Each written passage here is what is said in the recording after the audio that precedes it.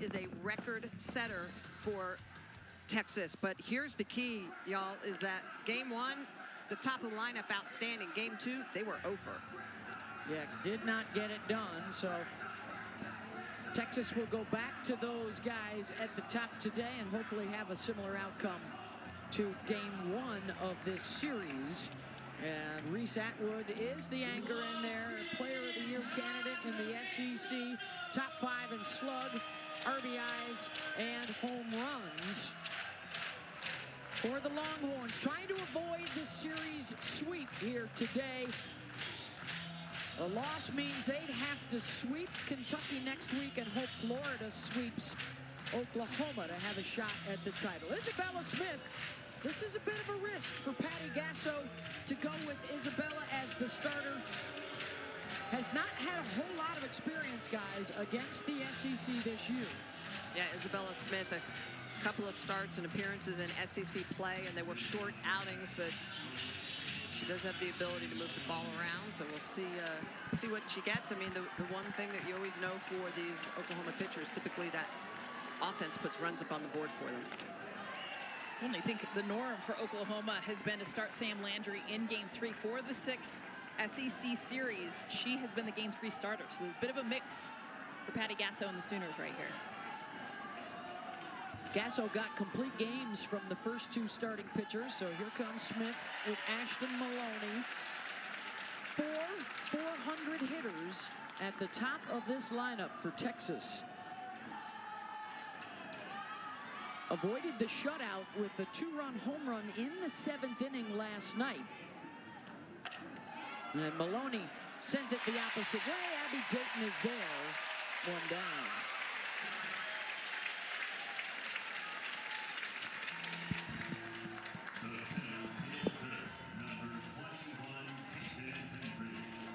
That'll bring up Caden Henry. 1 for 7 so far in the series.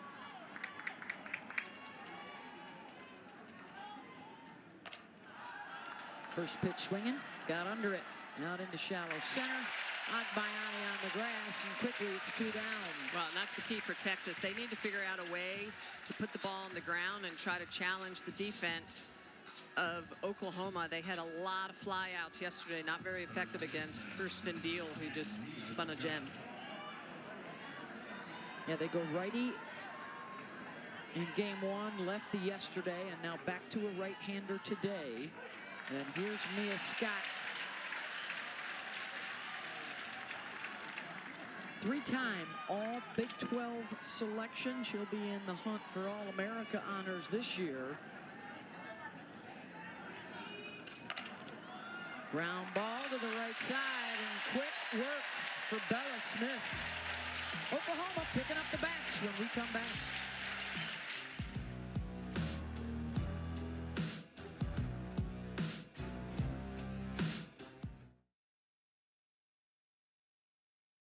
Wins, and the Hall of Famer has taken over the reins of the United States national team as well. Their first international competition will come up this summer, and all leading towards the Los Angeles Olympics in 2028.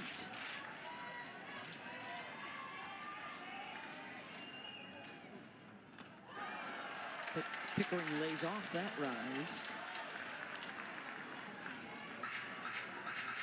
Has a hit in both games in the series. Has driven in a run.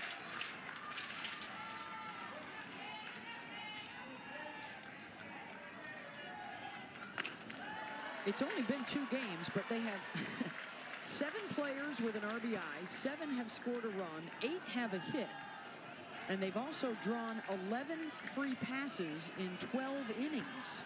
And this is a club that knows how to walk. 224 walks on the season.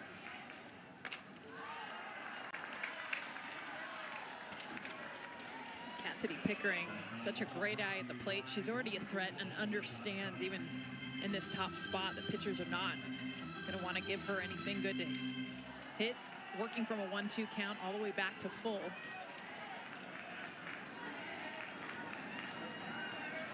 The 7th pitch of the at-bat.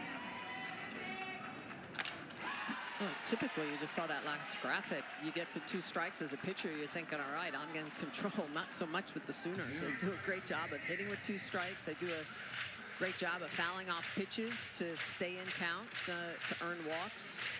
Well, one thing for Kavan with the short outing the other day, she's plenty fresh. Her last 3 SEC series, she had to throw over 100 pitches in game 1s. And she loses Pickering here.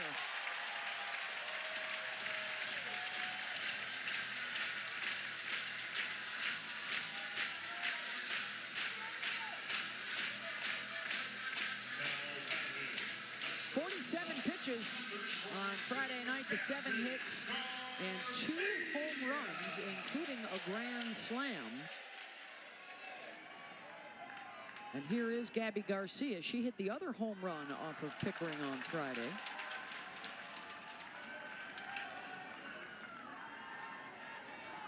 Her only hit so far in the series for the freshman out of Chandler, Arizona.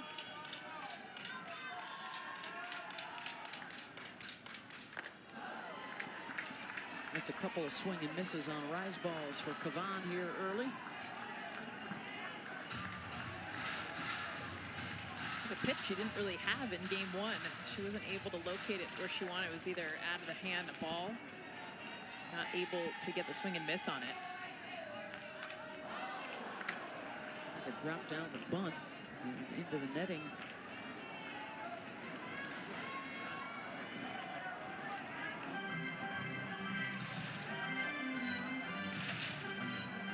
Count goes 1 and 2. An OPS of over 1,000. And not only her first season, but also her first season now playing in the SEC. Impressive.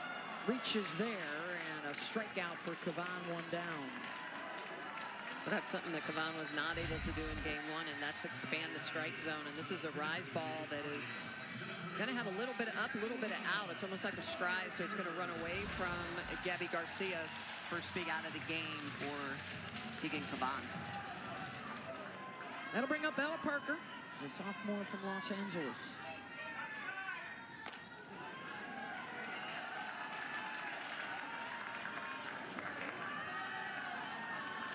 Third-team All-American last year, playing through a lower leg injury, which has her in a boot whenever she's not in the batter's box.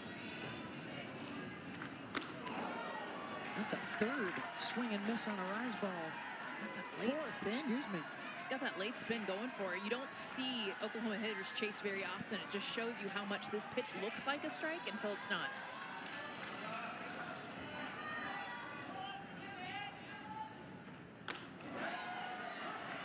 Kavan again. Yeah, Kavan, you tell she's changed her mechanics a little bit. She's really reaching deep, lowering that release point. It's a more competitive pitch, which is why Oklahoma's having a harder time seeing it. Getting underneath that ball move.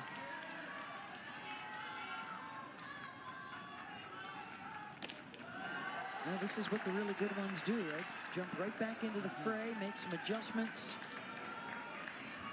throw fearless.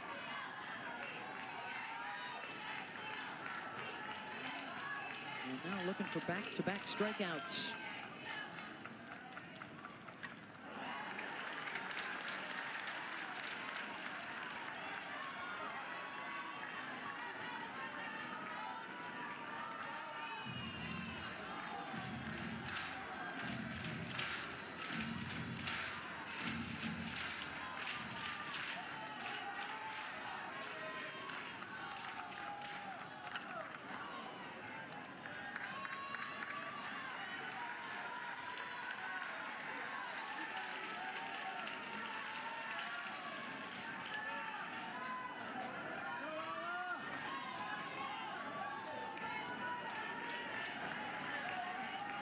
Another extended at-bat for an Oklahoma batter.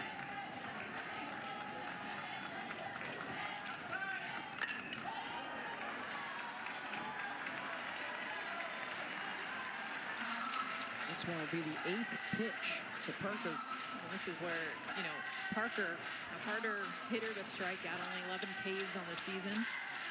She does a good job of wasting pitches.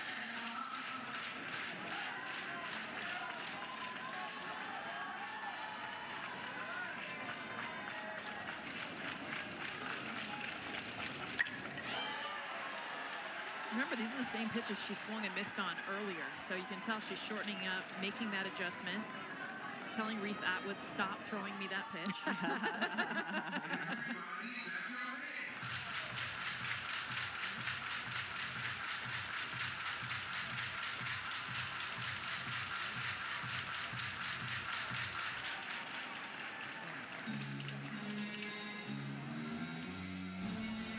Hey, tonight the Phillies will take on the Cubs. Sunday Night Baseball has the series finale for you at Wrigley Field. 7 Eastern, 4 Pacific on ESPN, ESPN Deportes, and ESPN Radio. Coverage begins at 6 Eastern with baseball tonight.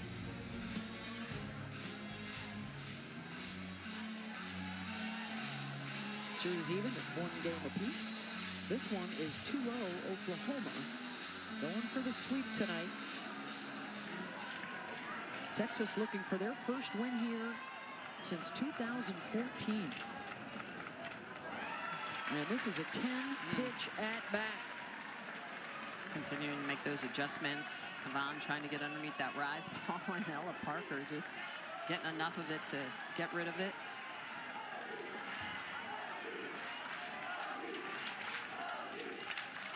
Parker launches one. Back it goes. And another upper deck shot for Oklahoma.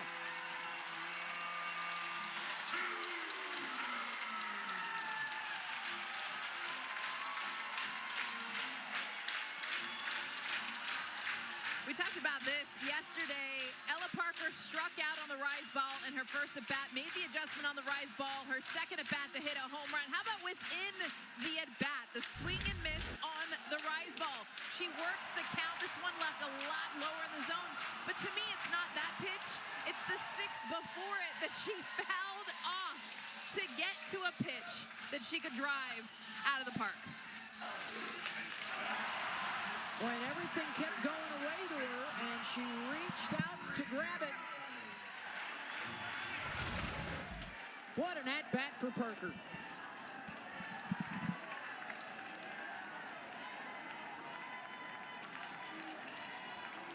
Third game in a row, Oklahoma takes the lead. And now Parker home runs in back-to-back games, and her bat is booming. Ground ball to Katie Stewart. 2 down. Well, and for Ella Parker, this is a hitter that has struggled within the SEC conference because of the injury. Her numbers, especially over the course of 4 to 5 weeks as they started conference play, and she has just come out on fire the last 10 days, especially the home run numbers. She hit her first home run in the conference yesterday, and now 2, and the big one here in the first.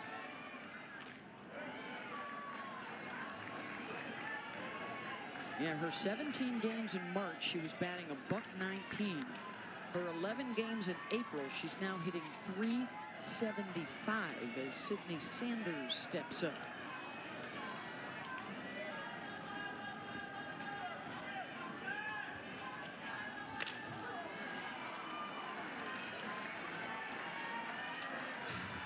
Sanders, one of just 3 seniors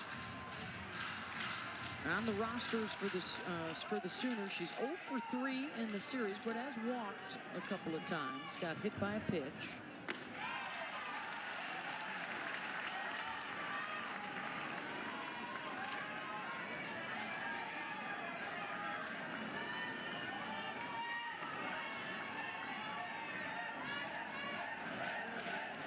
Back-to-back appearances that the Sooners have been able to hit a home run off of Kavan. Did it Friday and now doing it again today. It's the 13th home run of the year that Kavan has given up.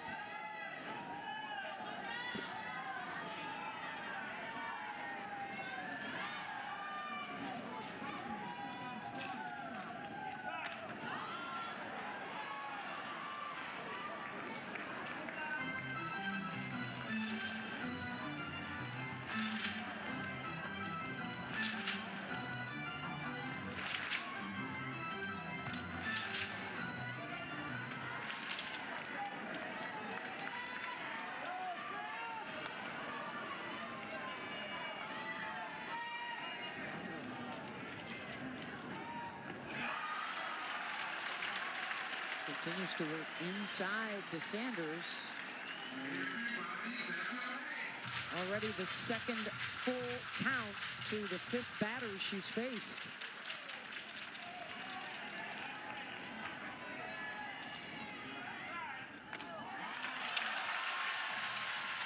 Another free pass to Sid. That's the second of the inning.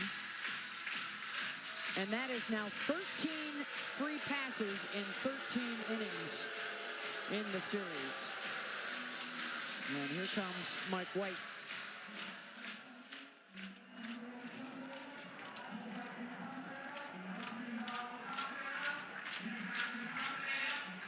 Hey, the Stanley Cup playoff first round continues tomorrow night. Got a couple more games for you on ESPN. Lightning Panthers in a game 4, followed by a game 5, Avs and Stars. Coverage begins with The Point at 6 Eastern on ESPN2.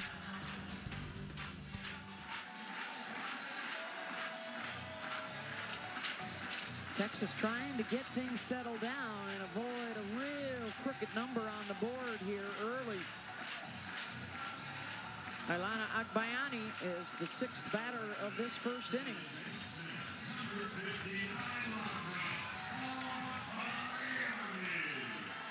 She is one of the 4 different home run hitters so far in the series. A grand slam off of Kavan on Friday night.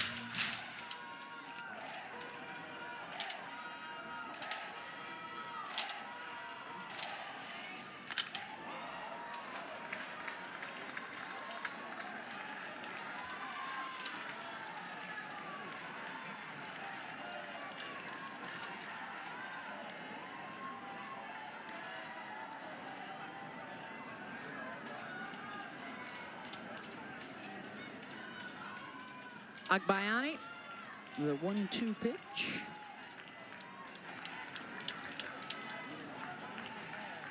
Agbayani starting to sneak off the dish a little bit more. In the back of that batter's box. Sends one the opposite way. And Vanessa Quiroga is under it, but a 2-0 start for OU. Ella Parker, one of the best in the business, fights off 10 pitches before she launches this one into the upper deck. A pitch on the outer half. She gets around. Sooners up 2-0. Another packed house. They've striped the crowd today at Love's Field. And they are enjoying the early fireworks. Ella Parker with a 2-run home run. It's a 2-0 lead. And speaking of fireworks, here's a woman who can provide some on the Texas side. It's Reese Atwood, 4, 5, and 6 coming up. Bella Smith only threw 5 pitches in the top of the first inning and got a 1-2-3 start.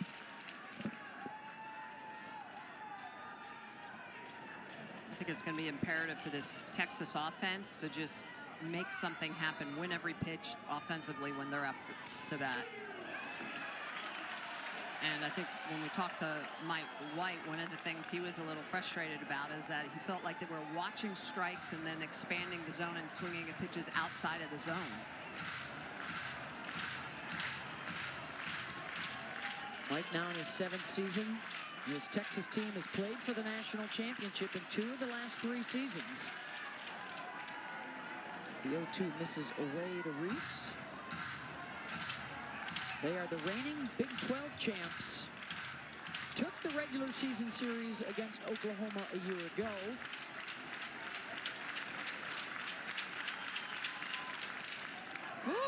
Then the Sooners beat them for the Big 12 championship and beat them for the national championship. That one, that pitch was at our eyeballs. I mean, you can tell there's some frustration right now for these hitters, but again, expanding the zone, I am impressed though, Reese being able to even get to that pitch.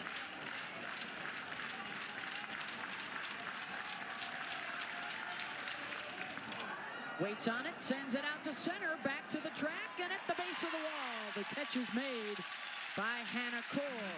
One down.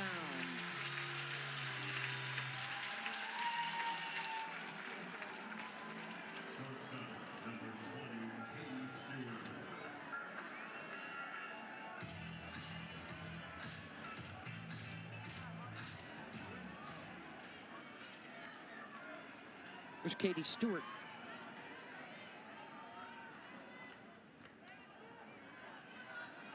Katie went 2 for 3 yesterday. She's fared well in the regular season matchups with Oklahoma the last couple of years. And recently making the move from left field to shortstop. Not the easiest thing to do in the world, but has settled in there in the infield dirt defensively. Always dangerous at the plate. 63 RBI is top 10 in the country coming into the weekend.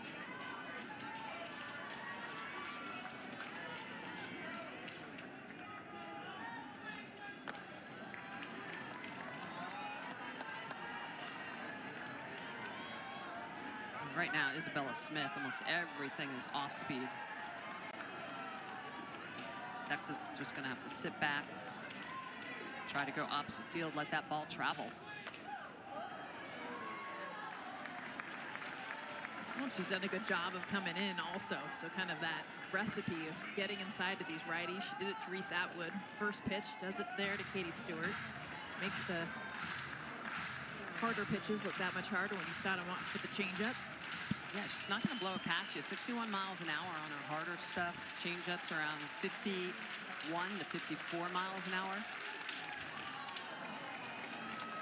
So all of that means, especially after facing pitchers that are in the high 60s, 70 miles an hour, is that you have to sit back. You have to let that ball travel. You have to almost think about trying to spray everything to the opposite field gap just so you're making yourself wait on that pitch. Full count and a punch out. First strikeout for Bella Smith. 2 down. Well, and that's a curveball that she actually expands the zone with a little bit of over the top on it. So a curve looks like it's curving away, but it also has over the top rotation on the outer half. That comes in at 64 miles an hour.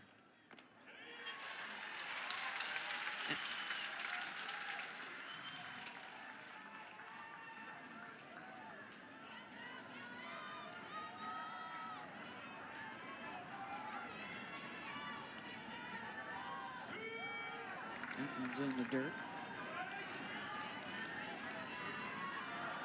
Game 1, Sam Landry started, kept Texas off the board the first 3 innings. Game 2, Kirsten Deal started, kept Texas off the board the first 6 innings. And did Patty Gasso pull the right punch again today? Can Bella Smith now retire the first 6 she faces and take care of the meanest part of this Texas order? The biggest thing, too, in response for Texas is I want to see them start communicating. You're seeing these right-handed batters now consecutively get first pitch inside strikes. When they come back with the dugout, they're not telling each other. Golfed out towards Dayton. And Smith takes care of 6 in a row to open up the game.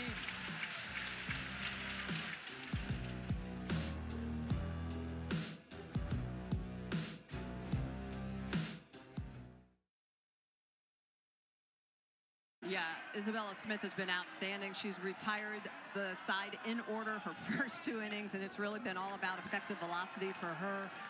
lot and a heavy dose of changeups coming in underneath the hands of the Horns. And that's not an easy thing to do because the Texas Longhorns, their first 4 hitters all hit above 400. So it's 7, 8, and 9 coming up here for Oklahoma in the bottom of the 2nd inning. They start out the day alone in first place in the SEC, a game and a half up on Texas A&M, 2 games in front of Texas and Tennessee. After today, just a single 3-game series remaining in the regular season. Next weekend,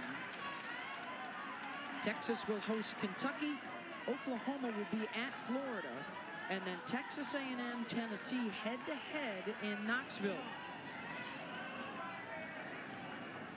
The Arkansas Razorbacks, presently the only other team that still has a chance at the regular season title.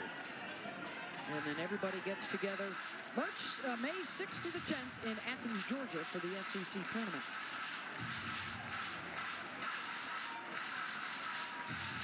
Tegan Cavan, the Texas ace, back-to-back 20-win seasons, but had her shortest outing of the year against OU on Friday, did not get through the first 3 innings. And looking to try and come back strong here today.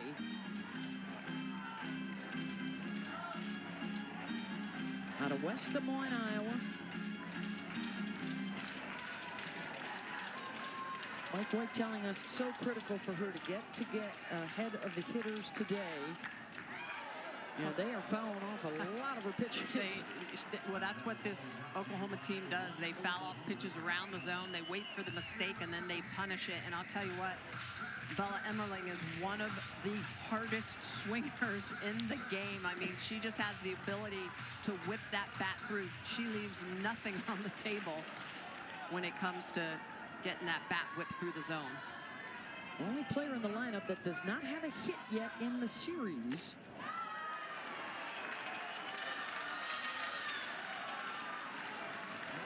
Did drive in a run in game 1. Packed house here at Loves Field. They set a new attendance record this weekend. Definitely a bucket list stop for softball fans. Both these programs. Always fun to make the trip to Austin, Texas as well. Oklahoma so good. The 2 strikes against the changeup. Tegan Cavan has stayed away from that pitch, but she still needs to be able to go to it. And that is the 3rd walk earned by Oklahoma in the first 7 batters.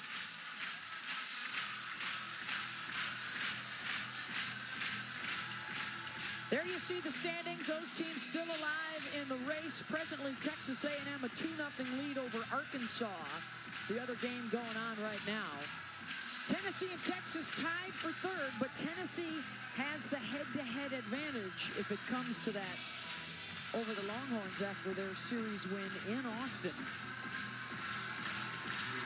But for Oklahoma, Patty Gasso saying, hey, we always have high expectations here, but honestly, our record's even better than we had hoped for. With all the changes, they lost their 3 best pitchers. They lost 6 starters on the field.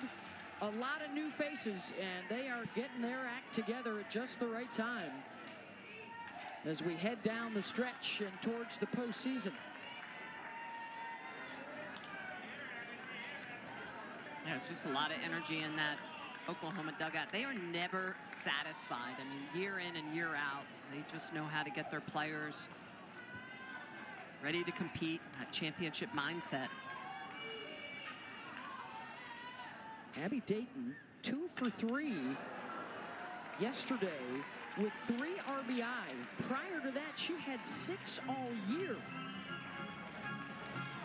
She had some really competitive battles yesterday to work counts, and that's ultimately what we've seen, even from the home run of Ella Parker today. 11 pitches in that at bats, fouled off 6 pitches. Abby Dayton will do the same.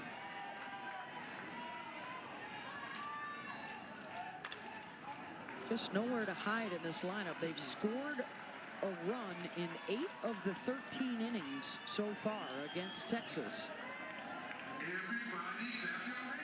And over 6 pitches per plate appearance. They're seeing, I think it's already 3 with at least 8 pitches.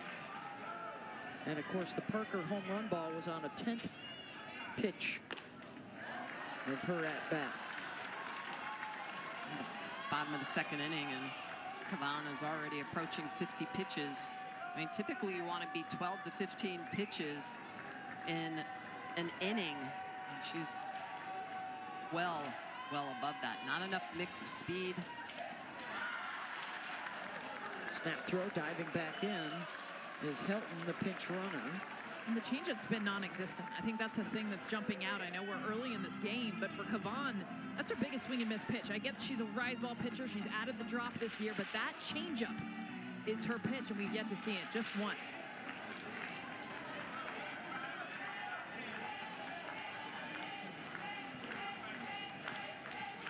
Two offering to Dayton.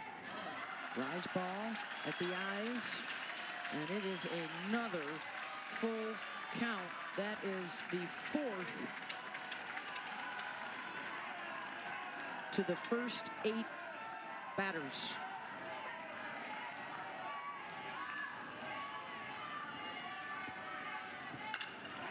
Ground ball to short. Stewart goes to second. They get the lead runner for out number 1.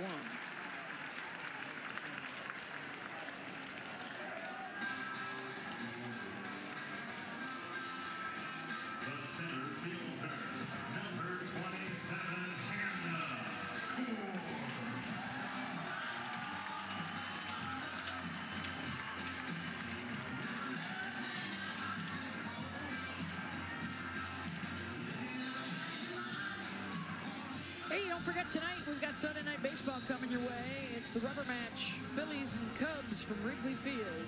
7 Eastern, 4 Pacific on ESPN. Our coverage begins at 6 with baseball tonight. Kim Eng is making a guest appearance on the game tonight, talking about Athletes Unlimited Softball League. The AUSL commissioner who spent, what, 2 decades in Major League Baseball? Yeah, front offices. AUSL will be playing perhaps in a city near you. They're going to be touring the country. They'll make a stop here in Norman. They'll be playing down in Austin as well. A 4-team pro league. There's golden tickets going viral all over the place. Players getting drafted out of college. There you go. So a nice presentation in front of their home fans. They get a golden ticket. That means you've been drafted. And you'll be on a team this summer, including Sam Landry. Jess, you handed that out the other night. Pretty cool moment. Draft will be on May 3rd.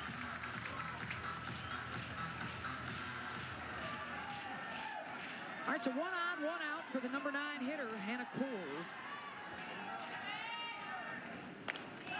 Hannah's got a hit in each of the first 2 games.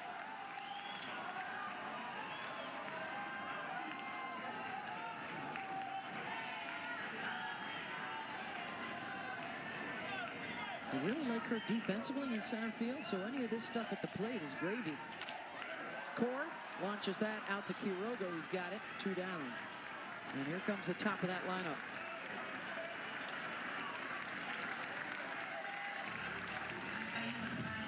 Cassidy Pickering walked and scored on the Parker home run back in the first. Pickering is just the tone setter for this team. She hits for power, she hits for average, she takes walks. 44th walk of the year, that leadoff walk in the first inning. I mean, a lot of times we think prototypical leadoff hitters are maybe going to be in softball, going to be slappers, speed. Yeah, no, not Parker. Excuse me, Pickering. She is all just about just setting a standard and almost instilling fear. She's got a hit in 21 of the last 22 games and had a stretch in March where she reached base in 15 consecutive at-bats. Normally we think a streak is good if it's 15 consecutive games. Top 5 in average and on-base percentage. That's what you're looking for in your leadoff. And when she can hit 13 home runs as well, even better. So the rise ball that was getting the swing and miss early in the game, Smitty, Yeah. They're not going for Well, it anymore. As you get tired as a pitcher, you stand up a little bit more, right? You lose your legs, and one of the keys to throwing a rise ball is getting back and underneath that pitch, so you're actually trying to throw it from low to high. That induces the swing and miss. Pickering gloved on the grass, and Cassidy will beat it out. Infield hit for Cass.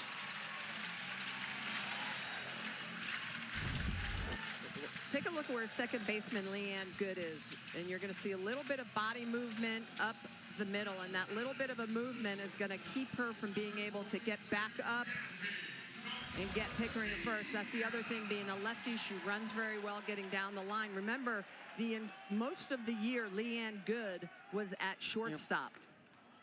Second base is a more natural position, so that's why Coach White has moved her over and brought Katie Stewart over. But at this point in the season, you know, when you're trying to reorient yourself, it can be very, very difficult. Here's Gabby Garcia. Cavan struck her out in the first. Freshman out of Chandler, Arizona. Contender for Rookie of the Year honors in the SEC, along with one of her teammates, Nelly McEnroe-Morenas.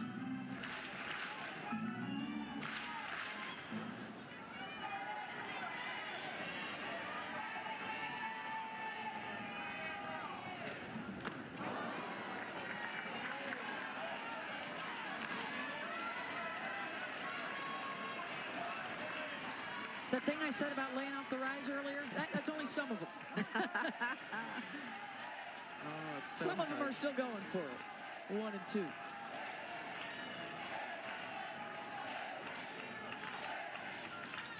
Right back to it. This is a 290 team against the rise ball. I mean, you look at all their numbers against pitches, it's around or over 400. So when you're looking at scouting reports and how to get them to chase, they will swing at the rise ball. Just like we saw with Ella Parker yesterday. If they hit it, it's going to go a long way.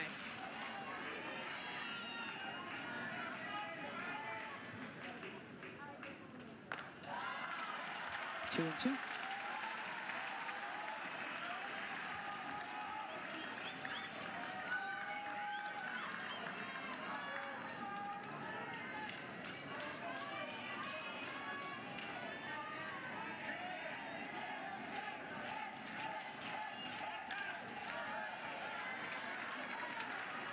Well, just to your point, I mean, this is an Oklahoma team that slugs any pitch thigh and above very, very well. Their lowest slug is against a drop ball and a screwball, but Texas pitchers don't really throw a lot of screwballs to expand the zone.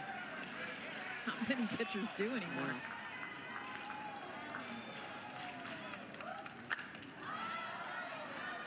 Well, today's the kind of day that you not only need a pitch count for Cavan, but you need a foul pitch count 100%. for Oklahoma. I mean, it's got to be over half the pitches. Yeah. They just keep putting out a play, looking for one they want better. Well, and that's how you wear down a pitcher.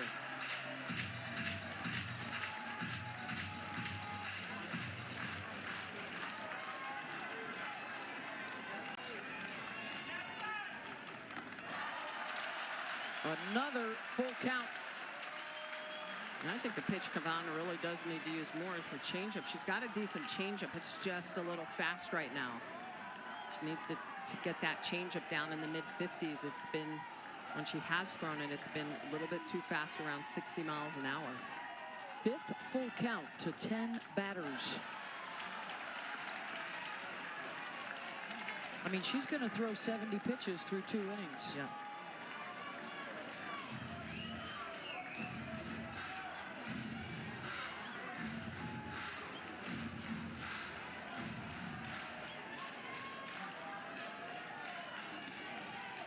Full count.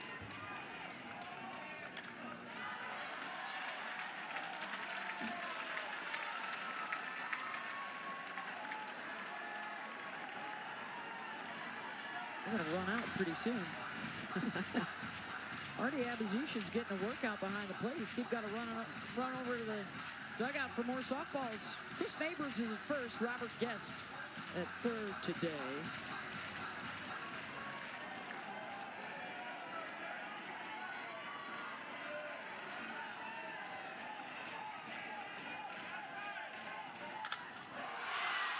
is mashed back to the wall, and that's gone. Two-run home run. Gabby Garcia doubles the score.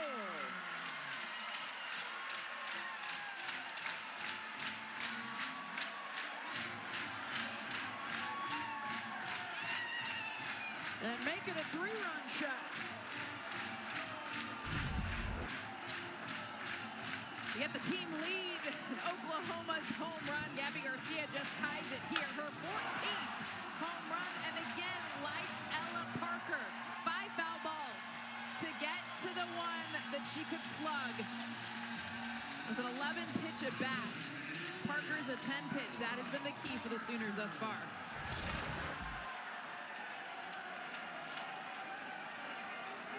The three-run homer makes it 5-0.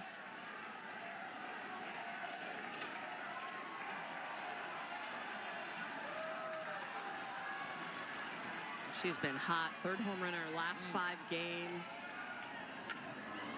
Just their bat path, ability to just elevate. We say it all the time, right? Elevate to celebrate, and they hit it from high to higher and just take it right out of the park.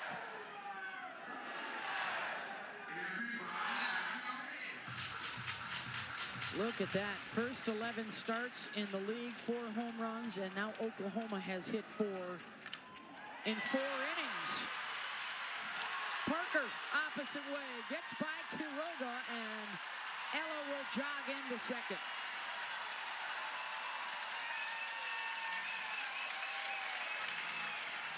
And this is why this Oklahoma team is just so hard to pitch to, because Parker is going to pull a rise ball for a home run, and then she's going to go opposite field in her second at bat. So you think I'm going to attack her on the outer half, and she just barrels that up, shoots it the other way. And Parker easily getting to second base on that. Hit so hard, Quiroga looked like a third baseman, falling down, going to her knees, ends up getting by her. What was a single turns into a double.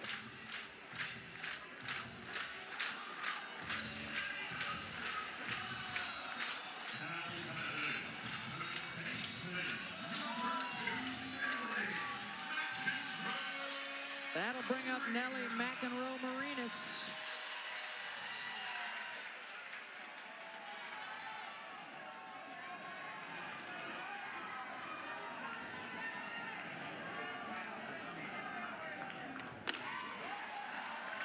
Rise at the eyes. And they will score that, a double for Parker.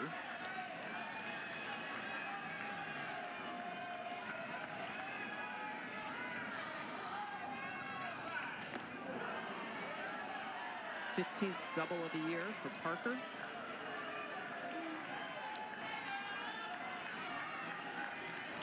Top 3 in the order. On base 5 times. Scoring 4 times.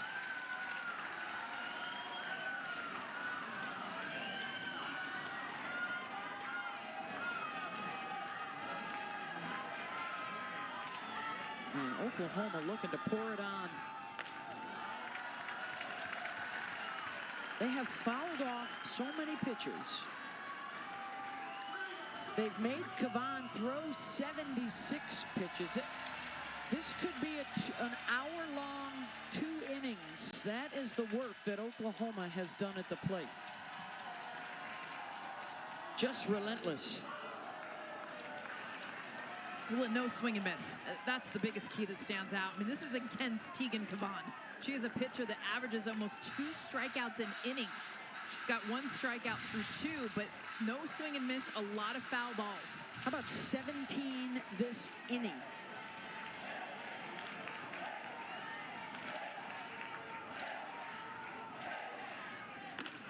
There's a swing and miss upstairs.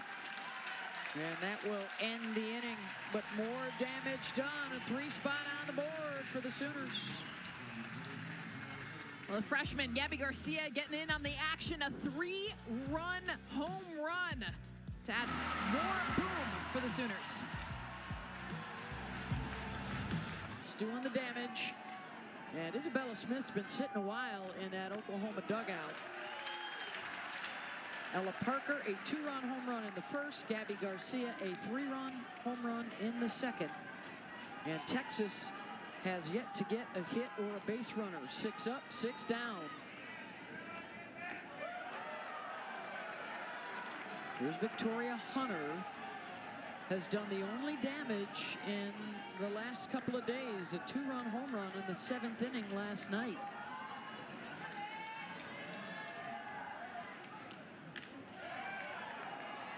Those the only runs in the last 9 innings against Oklahoma pitchers.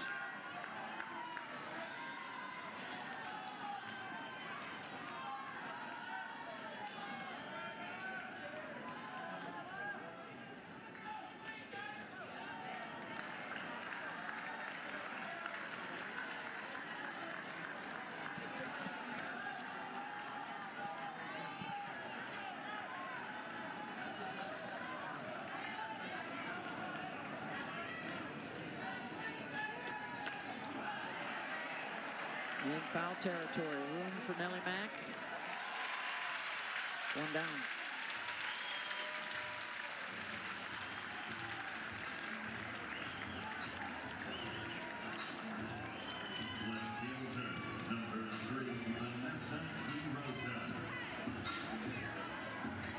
Here's Vanessa Quiroga.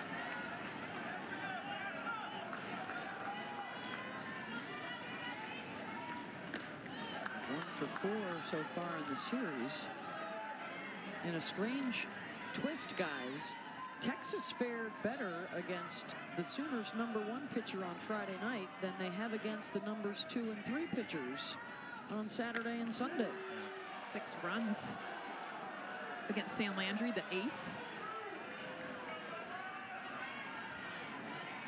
But, you know, for Texas, it's been more of just a confidence, energy. I mean, they're not talking a whole lot in the dugout. You can tell they're frustrated. And it's a blow for them to see, hey, they're not even throwing the ace against you in game 3. That's how confident they feel in this series. They've already won the series. Well, I think part of it, too, is because they did pick Sam Landry. I think for Oklahoma, it's a little bit, we don't want to show her too much, but also let's throw the changeup, a changeup pitcher that we know is effective, which is Isabella Smith. That's all she's been doing, is throwing a heavy dose of effective velocity, ball on the corners, changeup coming in at anywhere from 51 to 54 miles an hour. And we're still taking your power away without our ace being in the circle. That's a double win for Oklahoma. Yeah, the slug for Texas drops dramatically, about 200 points against the changeup. Exactly. That's what they've taken away the last 2 games.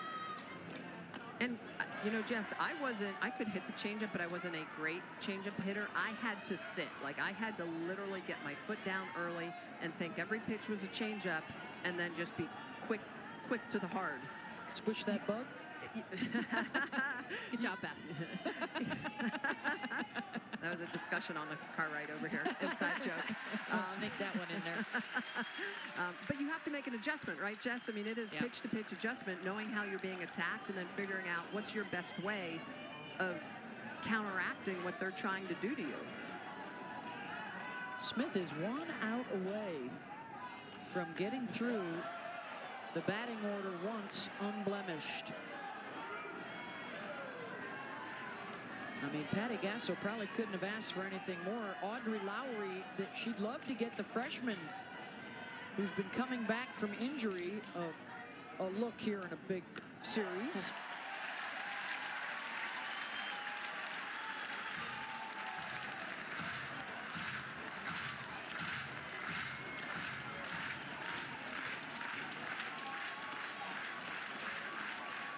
Two to good. Sanders. And how about that start for Bella Smith? 9 up, 9 sat back down. 5-zip Sooners. Years, 7 different champs in the last 10 years. And it gets underway a week from Tuesday. All 15 teams will be there. Missouri will have to win the SEC tournament in order to be eligible for the NCAAs, since they have a sub-500 record. which is incredible because they've beat the #1 team in the country 3 different teams, by the way, 3 times. I mean, they have the capability of making some noise in the postseason. Just how strong the conference is. It certainly would appear that the other 14 will make it, and possibly as many as 9 or 10 could be hosts in the regionals. Yeah, it's pretty incredible, the depth, the parity within the conference.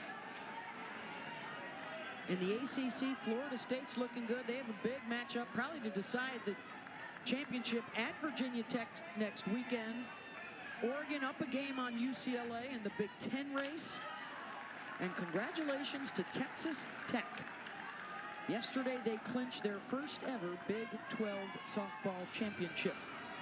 And that's a team now that is moving up in the RPI and put themselves on that host bubble. Could be going to Lubbock.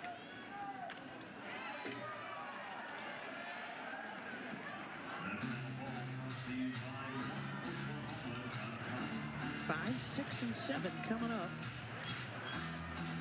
And that pitch count, folks, is accurate. 83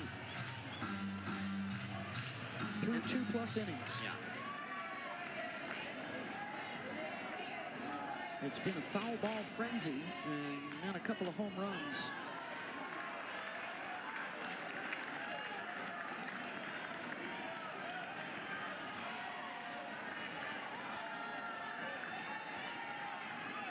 And that's another full count.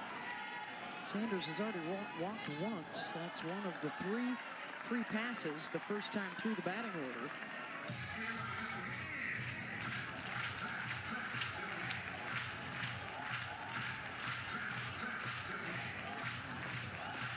Look at the pitch breakdown. 36, then 42 in that second inning. And this already the 8th pitch of this at-bat to Sanders.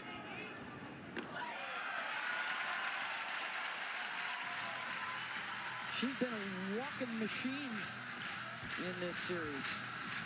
Now, Ailana Agbayani had a grand slam. You guys, just her second home run of the season. It was a big one. Ended up being a difference maker. Oklahoma wins that game 7-6 with the bases loaded. A big swing from the junior.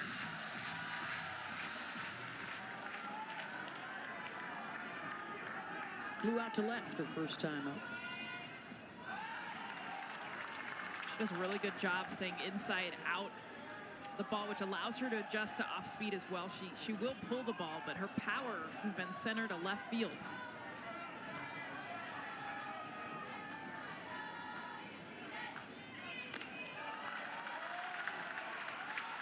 Saw the rise ball coming, 2-0.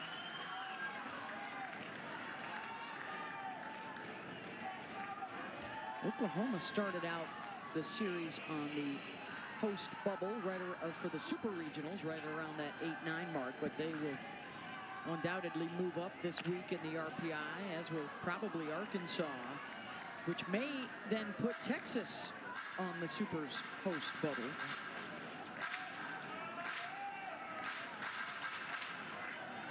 Going to be a lot of jockeying this last week to 10 days for the selection show.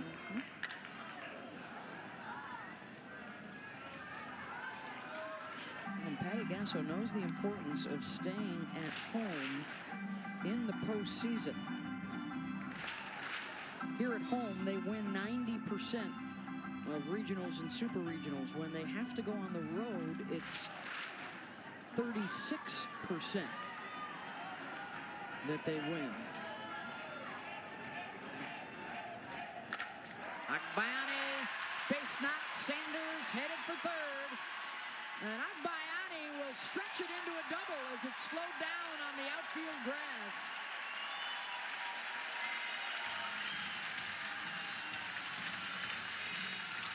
So much pop off the bat for Agbayani. Look the way she's going to get all into this. This ball's hit so hard past the diving Leanne Good. And you could just see the turnover rate. Plays in front of her, no hesitation. She knows she's going to be able to make it into second. A double for Agbayani. Just a relentless offense for Oklahoma. 8th double of the year for Agbayani. It's hard to get to second base when you get it cut off by the right fielder. I mean, that's a play that you normally see all the time. Maybe you're rounding first base. You talk about the speed out of the box to turn that into the double. Just the pressure they put on defenses. It's only 5 hits, but they've already had 10 people on base. And they haven't even gone through the order twice. And now here's Emmerling. Walked back in the second.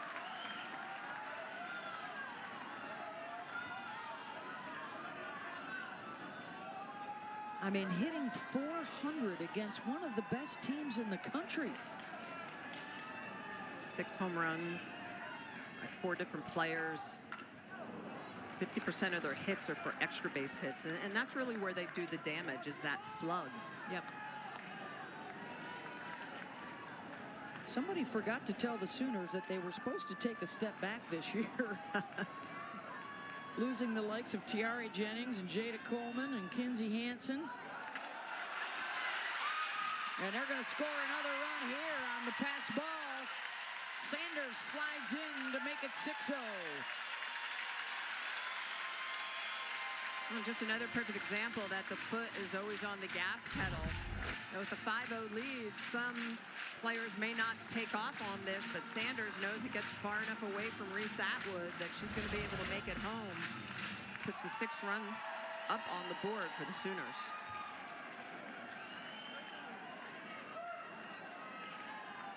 Agbayani was able to take third base as well. That one had Patty Gasso jumping out of the way in that third base coach's box. Well, and remember, I know the Texas offense have been quiet the last 14 innings, but that game 1, they scored 6 runs. So Oklahoma understands what the Longhorns are capable of when they do get their offense going.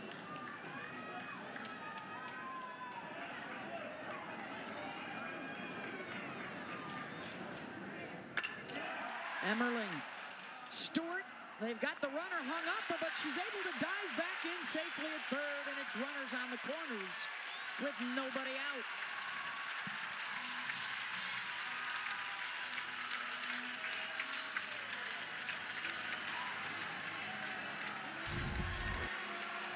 And Mike White may be looking to make a pitching change. Katie Stewart does a good job to keep that on the infield. Thinks she's going to get Agbayani, but it's the speed. That's the other thing, is that this Oklahoma team has a lot of speed this year. 53 stolen bases. They just can create a lot of havoc in a lot of different ways. Pitching change for Texas. Back in a moment.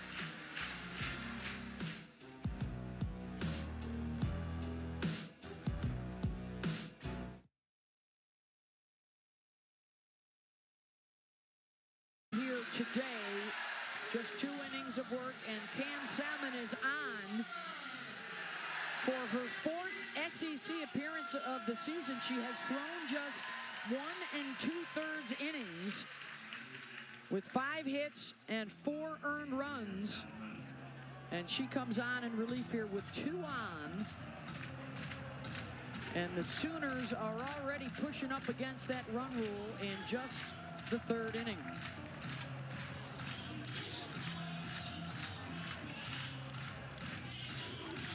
All season in relief, just 10 2/3 innings of work. And that's now 20 runs allowed by Texas against Oklahoma.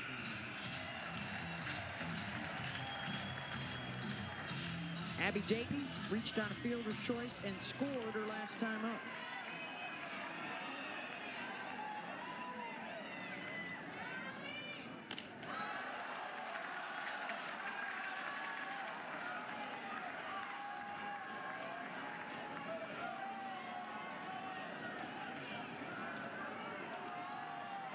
Dayton's the transfer from Utah, an All-American with the Utes, a former Pac-12 batting champion at Utah, played in the World Series with them.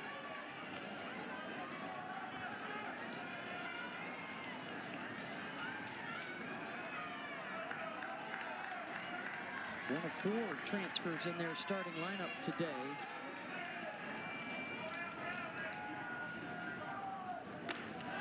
Facing Salmon, the freshman from Beaumont, California.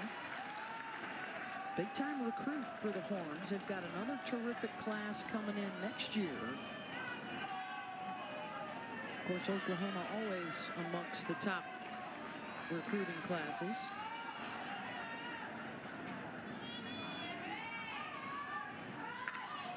Dayton, they try the squeeze and it works. Mia Scott got hung up between home and third, indecisive. And more pressure from Oklahoma on that defense.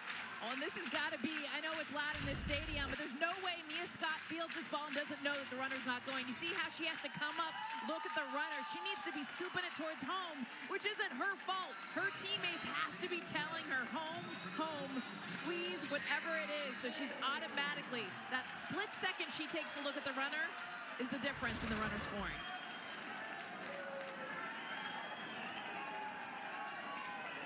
7-0 Sooners. 2 on base here for Hannah Core in the 9 spot.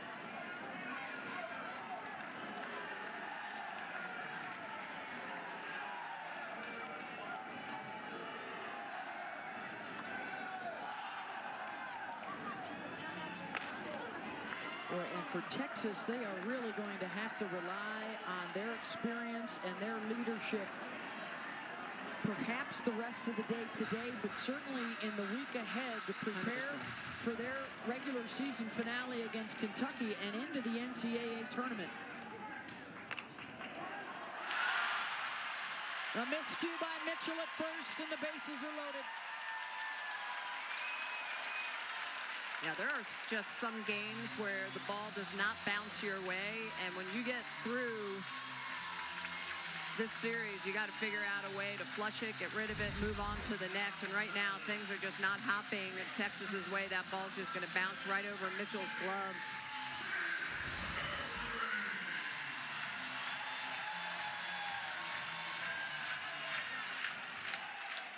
Six grand slams from 5 different players this year. They've already hit one in the series, and here's Pickering.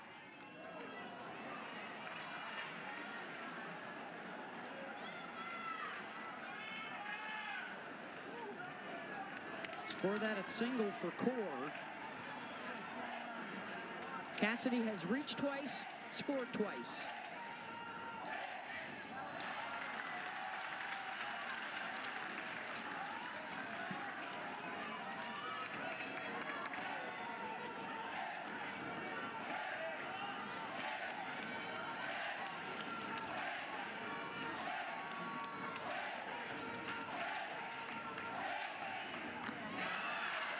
Goes off the rise.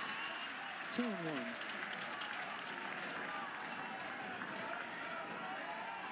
Look at that, 50% are for extra bases. Including 13 home runs. Salmon being very careful here. But the next 2 due up have already homered in the game today. On Pickering and a leverage count. Opportunity to do some big damage here on anything close to the zone.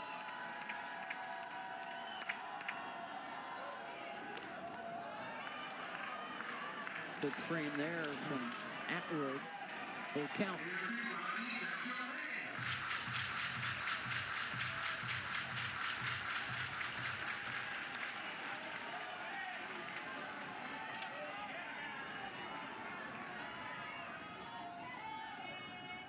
Pickering swing and a miss and a big strikeout for Salmon.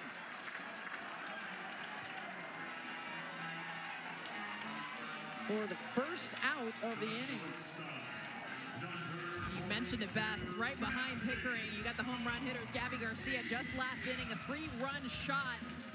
That's her second of the series for the freshman. Home runs 13 and 14 to tie the team lead.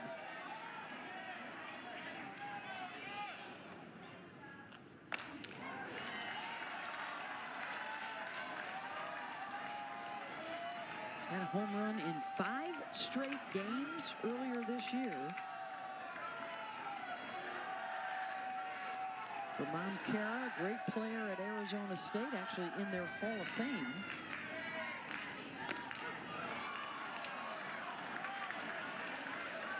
Well, it was interesting because Coach Gasso said that, you know, she was really tight this fall and I think wanted to make mom proud, and all of a sudden flipped the switch and wasn't really worried about it anymore. And it's doing Quickly matured. exactly.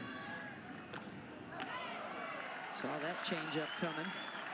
I just love that we can even talk about the fact that your mom was a stud, daughter, Division I, All-Americans.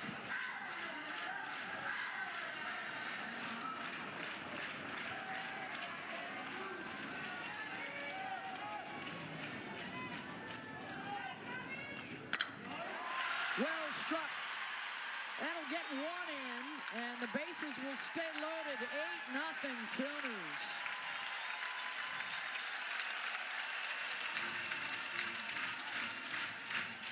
I just love the position that Gabby Garcia is able to get her hands into. Watch how low they get. This is almost down to the belt, and we'll see that with her. That loose hand, it creates a big whip. That is her 4th RBI of this game.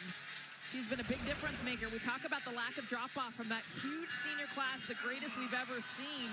Gabby Garcia is a huge reason why. And now it's Ella Parker. A 2-run home run and a single. Top of this order getting their first look at the reliever, Salmon. Just outside the line. Hey, we got Stanley Cup playoffs coming your way. Our first round coverage continues. A game 4, Lightning Panthers. A game 5, the Lanch and the Stars. That's Monday night on ESPN. Coverage starts at 7 Eastern. And it all begins with The Point at 6 o'clock on ESPN2 and ESPN+.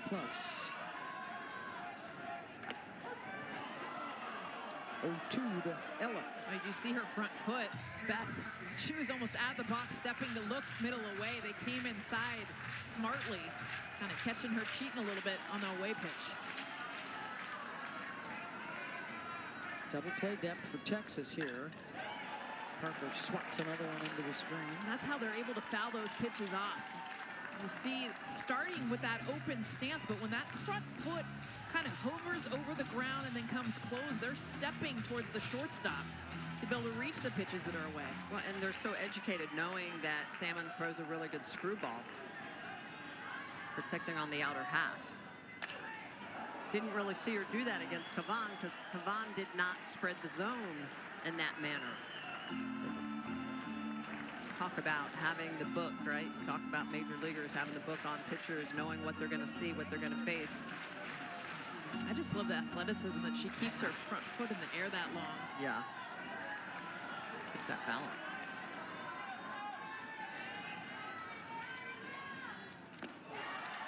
That time they stay low. Well, you got to be careful, too, with a smart batter like Parker. That center fielder, if you shade too far over to the left, you're kind of tipping that you're going to throw it outside.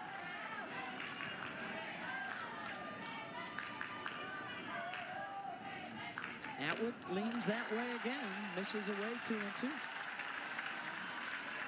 They came inside once to get strike 1. It's just a small room for error because she's so on the plate. Dayton's at third, Poor at second, Garcia at first. Parker, the throw to the plate, down to first, double play for Texas. Well done by Mitchell to come home to Atwood, right back to her, but it's 8-0 Oklahoma. Have 2 more at-bats. 6 more outs to work with. And Isabella Smith is heading back out there on her senior day. Hitless, base runnerless so far. Maloney will drop that one down foul. Just the 1 strikeout the first time through the lineup, and then sharing the pop-ups and the groundouts. Perfect through 3. Well, the other thing a game like this does to the offense of Texas, it's been an hour and a half. Well, there you go. Since Maloney was up in the first inning. And she's got the first hit of the day. Good adjustment, getting the ball on the ground. Smitty, you talked about this. A lot of fly balls from the speed of Texas. It continues here with Kaden Henry. Her biggest asset is her ability to get down the line and what she does on the base paths. You hit it in the air, you're helping out the other team. That is crazy, Smitty. You're right. It's about an hour and a half since she last hit. Yeah, so that's how long the innings have been for the Oklahoma batters. Yeah, and that stuff makes a difference to the offense. But that was a good job by Maloney to get on base. Here's a standing O coming for the senior Bella Smith. A good start for the Sooners. And she'll hand the ball off from the senior to the freshman.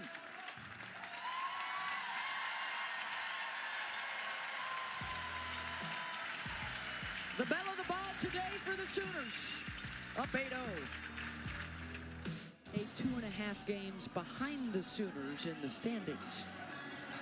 So it's Audrey Lowry's turn, the freshman out of Pittsboro, Indiana. Her 13th appearance with a 2.75 ERA. Just her third conference appearance, 7th relief appearance this season. Oh, and look at her line. Impressive. Just 2 walks on the season through about 35 innings. Does a good job of mixing up her pitches. Curveball, drop ball, a little bit of upspin with a rise ball and a changeup. Has a win in the league, that a complete game performance in their South Carolina series. And she is greeted by 2, 3, and 4 in the order. Here's Kaden Henry with a runner on first.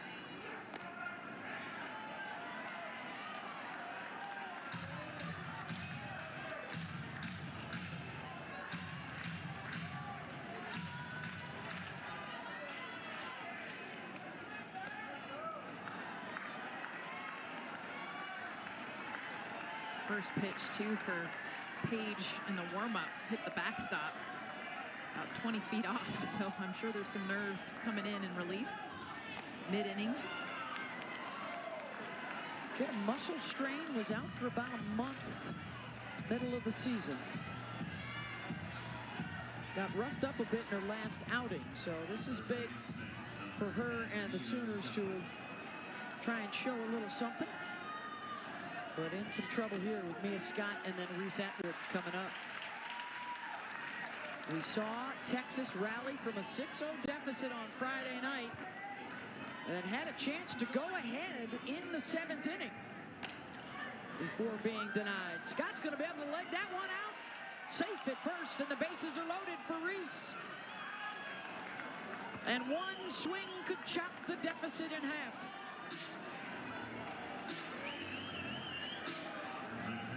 Where just a miss hit, legging it out, getting it, once it gets all the way over Tailana Agbayani, Mia Scott able to get this one with her speed down the line.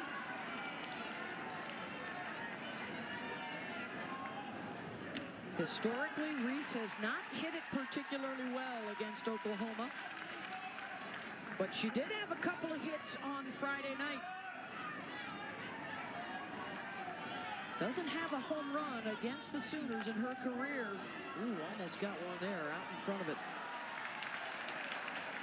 Out in front of that changeup.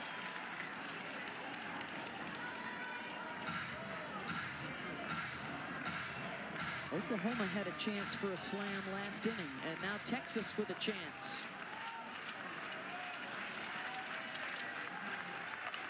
Atwood, base hit, gets through the 5-6 hole. That'll score a run and leave them loaded with nobody out. So here comes that top of the order the second time around, doing damage. When you're kind of waiting for Reese Atwood, just a barrel went up. She was so quiet yesterday, does a good job because she's wide in her legs, able to just meet this pitch, gets around it. Outside pitch, hits it hard though, so hard. Only one run can score. Yeah, consecutive back-to-back changeups, trying to mix speeds on Atwood. She hit that pitch very well in the first game as well, just respecting the power that she brings. Stewart, another well-struck ball out to left, and that'll drive in a second run for Texas.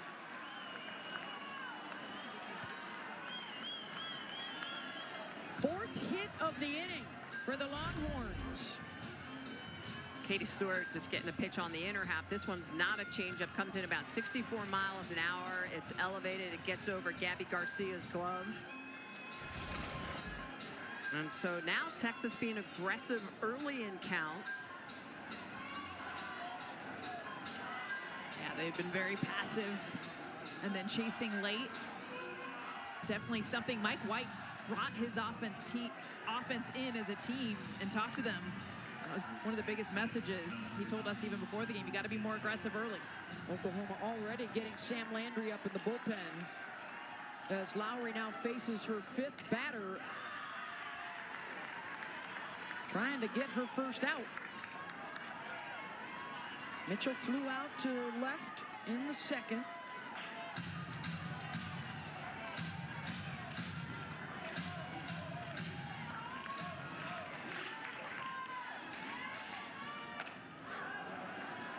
Out to left, back it goes, back at the wall, off the glove of Core, and it stays in the ballpark. A run is in, here comes Atwood to score, and two more come home for Texas. Just missed a grand slam. This had so many things going. Julie Mitchell hard off the bat, but high. Hannah Core does a great job of actually timing this perfectly. It hits her glove. Would have been an amazing catch. Comes off, ends up being a long single, but two more runs in for Texas. And that might be all for the youngster. Tough go of it for Lowry. And it will not be Landry, it will be Monticelli. We'll take the timeout back in a moment. Get a hit for the Longhorns. They are passing the bat, 5 straight singles. Victoria Hunter had that big home run last night. Almost breathed a little bit of air into Texas. Flat, though, through the first 3 innings. But now making those adjustments, and maybe it was just what Mike White needed. Like, let's be aggressive. We're going to go out. Let's go out swinging. And here they are right back in it. Yeah, you're 6 outs away from getting mercy. Yeah. In a series that you've lost 2 games. You know you're better than what you're showing. But you need that spark.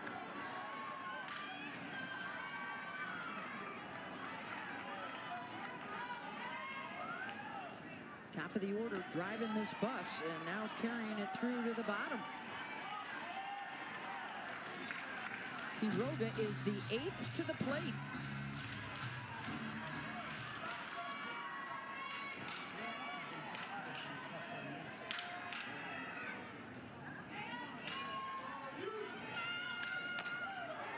Slow roller to Agbayani.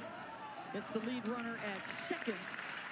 1 down, and now runners on the corners for Leanne Good in the 9 spot.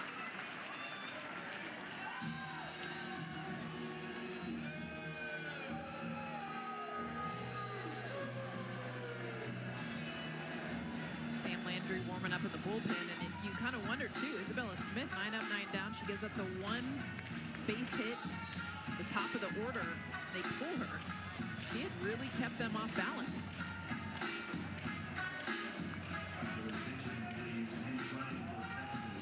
Wallace is the pinch runner at first base. And how about this? Down 8-0. Leanne Good is now the tying run. And it looks like they will bat around the order.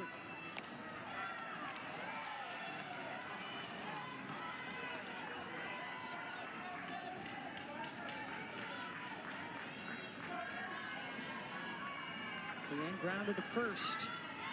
Their last time up. Hit and run is on. The runner Wallace headed for second.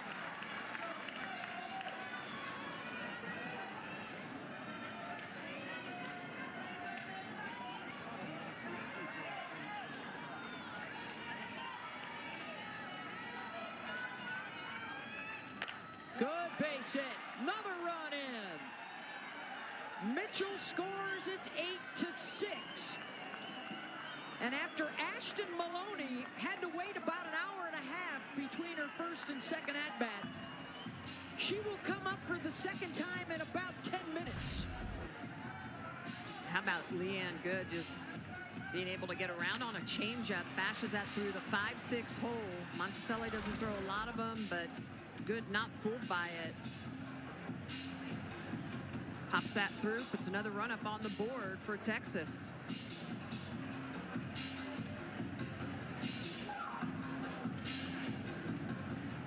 Seven hits and 6 runs in the inning, and it looks like Landry will come on as the fourth pitcher of the inning.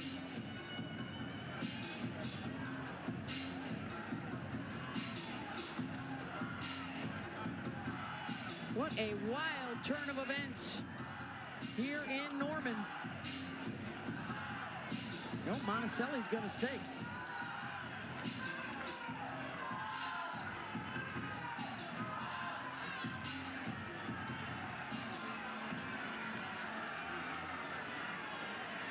It's important to know how much time it takes to for your pitcher to get ready, and I think that Jen Roach's visit was just to give Sam Landry a little bit more time to throw 4 or 5 more pitches in the pen.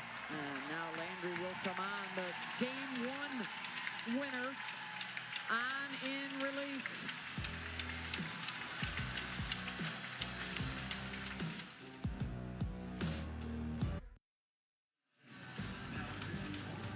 So Sam Landry becomes the 4th pitcher of the inning for Oklahoma. Their 8-0 lead is down to just 2. Texas has hit around the order, and Ashton Maloney is coming up for the second time in the inning. 7 hits. Every single one of them a single. Well, Landry, good in Game 1, 120 pitches. Good work around those 7 hits. And 6 runs. I mean, they scored the most runs. Yep. Off of Sam Landry on Friday. Remember, they picked her changeup. It'll be interesting to see how Landry adjusts to that here. Mike White zoning in on Landry's grip. So now Maloney steps in as the go-ahead run.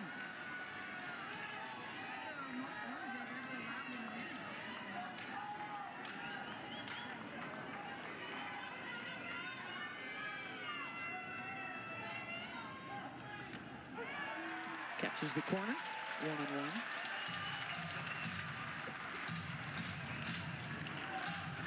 On Friday, Maloney went 1 for 4 against Landry.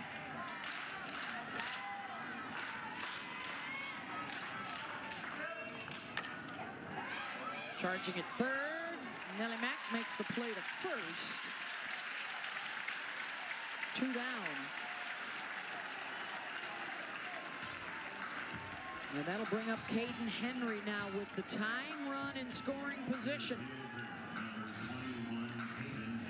Wallace and Good are aboard. Henry walked and scored earlier in the inning.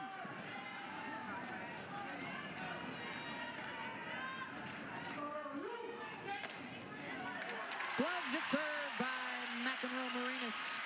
Landry gets him out of the jam, but damage done by Texas. They are right back in it. So how about this big 4th inning for Texas, just crushing the singles. It's all about the consecutiveness, right? Going back to back to backs.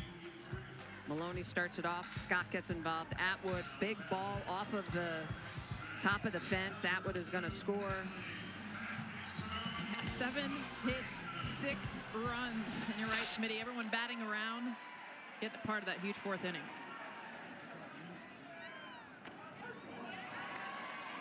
Oh, that's one thing that Oklahoma does so well is the consecutiveness. They pass the bat, they earn the walk, or they hit the hit, pass in the back, and finally Texas able to do that themselves, get right back in it. All 9 reached base, 6 came home.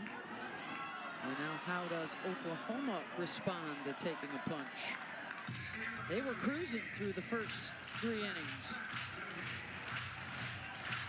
McEnroe-Morenas, a ground out and a strikeout.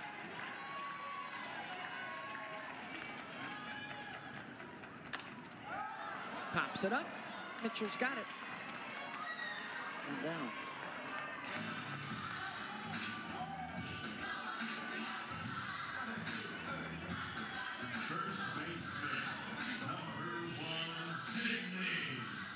Sydney Sanders.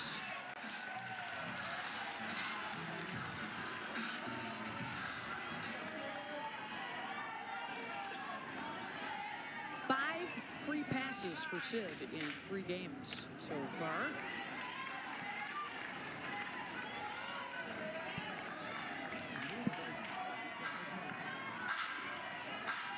A member of the last 2 national championship teams for Oklahoma. In the 3rd year starting at first base.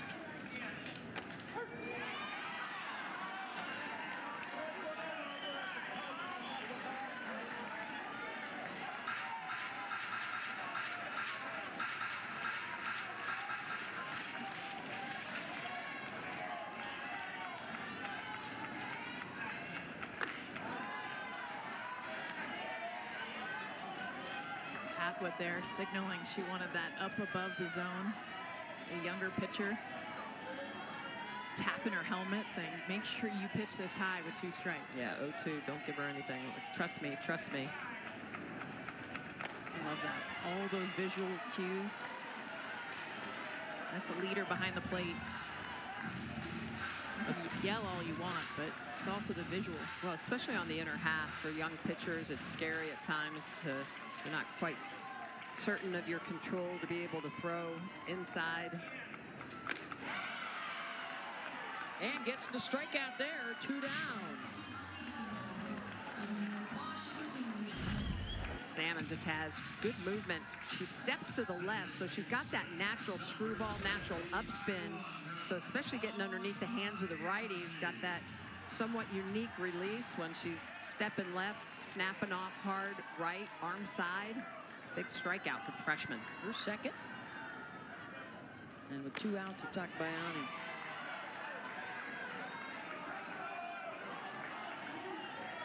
So a couple of strikeouts for Cam. Induced a ground ball double play as well.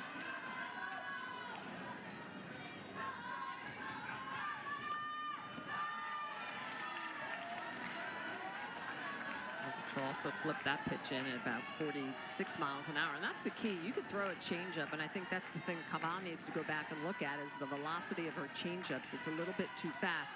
Cam coming in at 46 miles an hour. That's on point. And a base hit. Akbayani finds the 5-6 hole.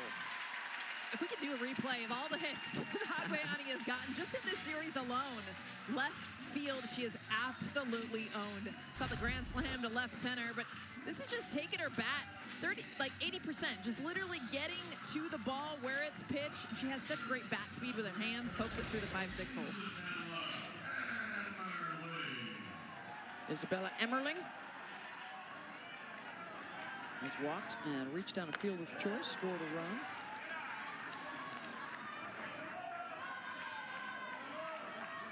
Two in the first, courtesy of the Parker home run, 3 more in the second with the Garcia home run, and 3 more in the third, which featured a squeeze bunt to score a run.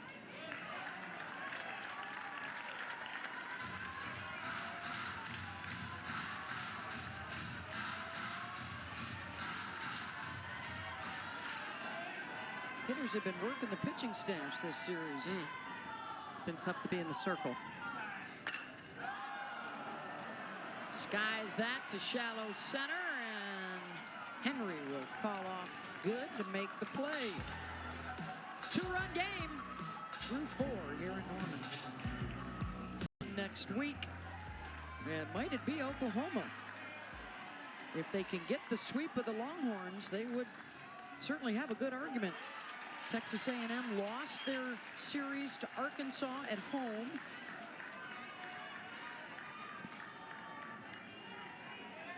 Once led this one 8-0, and then a 6-run 4th inning for Texas. Sam Landry is their 4th different pitcher And here comes the dangerous part of their order once again. Scott and Atwood and Stewart.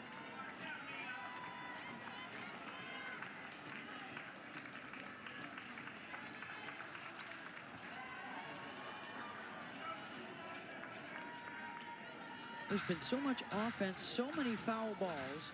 This is just the third at-bat in 2 hours for the heart of the Texas order. Yeah, it's crazy. Of real time.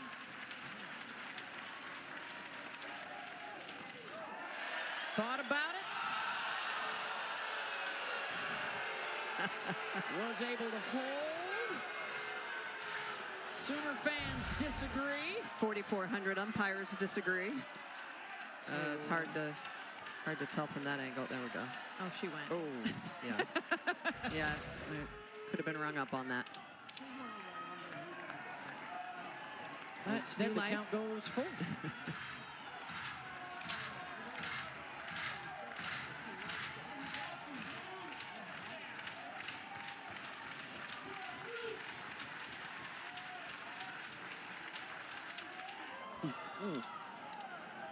Almost hit her, but it's ball 4.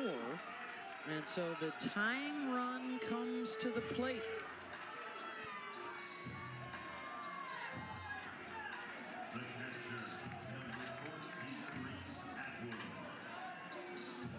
Atwood, an RBI single last inning. Just the second walk given up by the Sooners pitching staff in the game.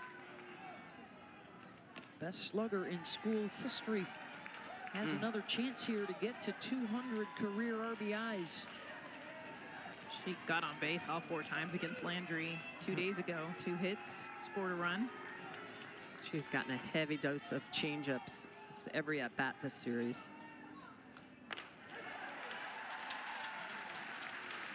Coming in on the corner, 1-1. And a little bit of pop coming in at 70 miles an hour on the inner half.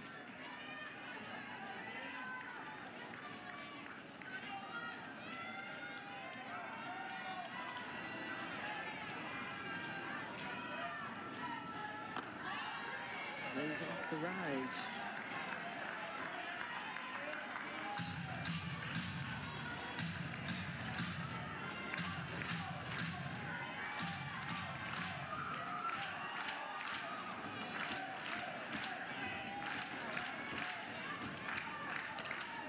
Popped her up. Sanders in foul ground. Big out for Landry. And Atwood's frustration continues. 1 down. Yeah, upset with herself, knowing that's a situation where you have got to have productive outs late in the game when you're down. Got runners on base.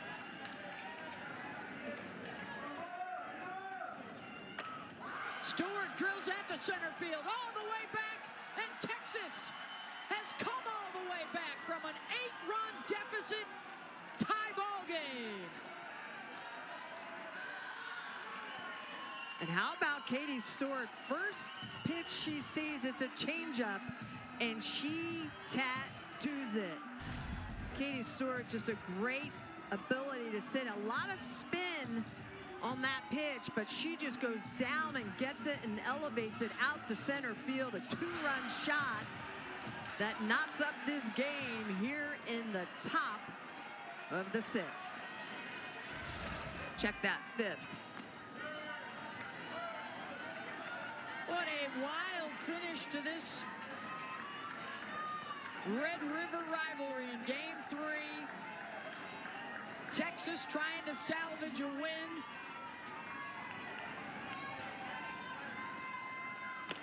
Six outs away from an embarrassing run rule loss.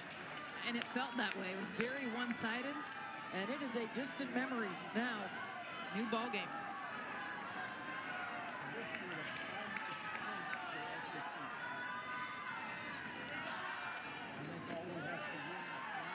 Texas has not won in Norman in 11 years.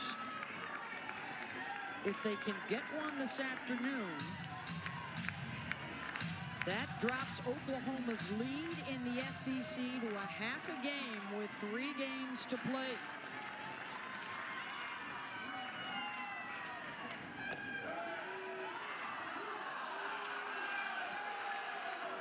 3-1.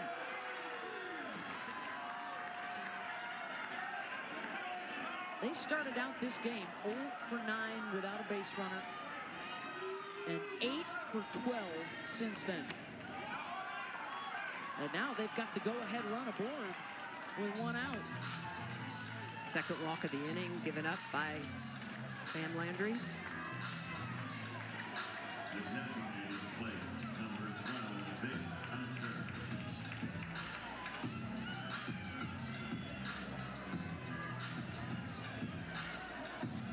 Victoria Hunter, RBI single, last time up. Just a reminder now at the top of the hour, for those of you looking for baseball, Texas A&M, Texas. That game is beginning over on ESPN News and your ESPN app. And we'll get you down to Austin at the completion of our game here. And that is a 5th Oklahoma pitcher now up in the bullpen. Kirsten Deal from yesterday's starter and game 2 winner. She was outstanding yesterday through 115 pitches, so we'll see if they keep her out in the pen, in the bullpen.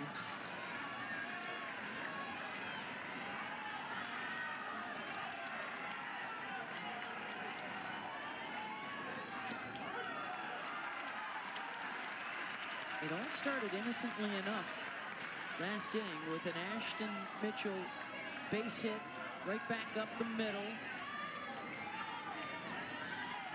And they have been on a tear ever since.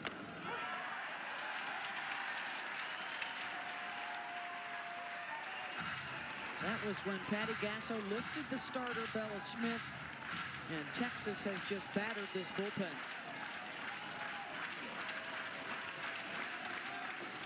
Swinging and a miss there from Hunter, 2 down.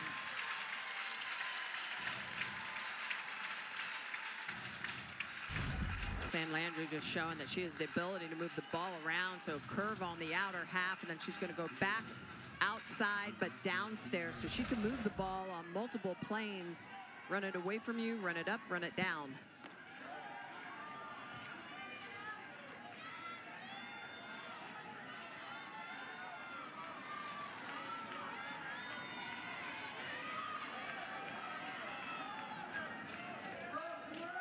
Here's Quiroga.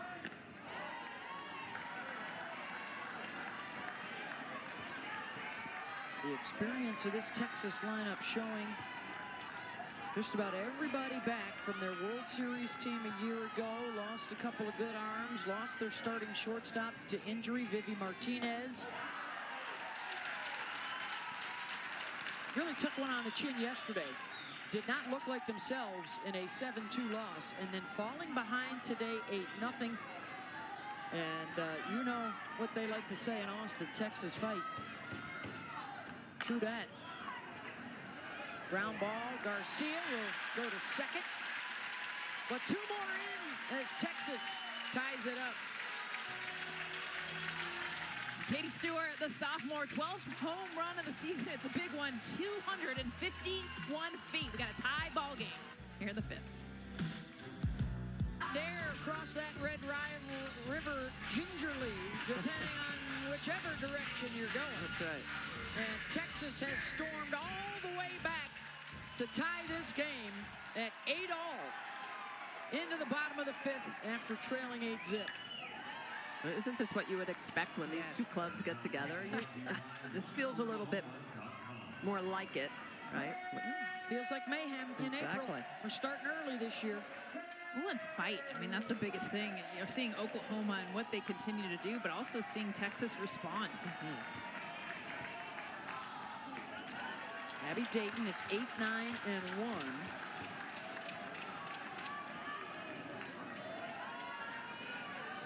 These two clubs, 2 of the 6 teams still with a shot.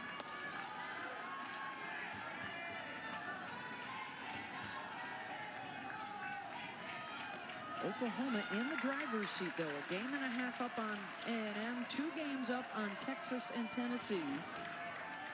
Texas hosts Kentucky next week. And Oklahoma is at Florida. We'll have all 3 of those games for you on the ESPN networks.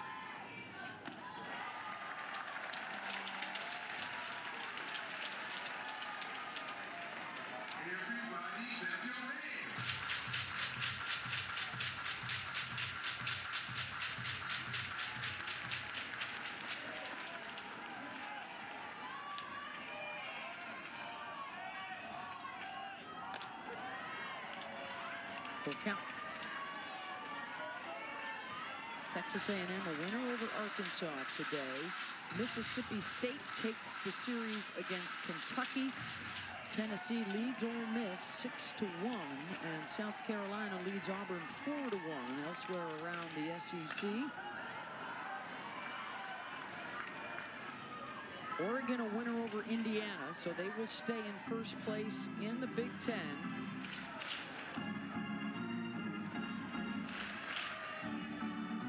Ohio State beat Purdue.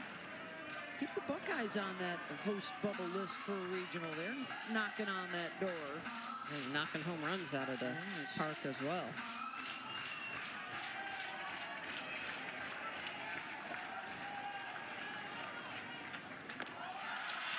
And the walk. Oklahoma gets the go-ahead aboard. That free pass down at the bottom of the order.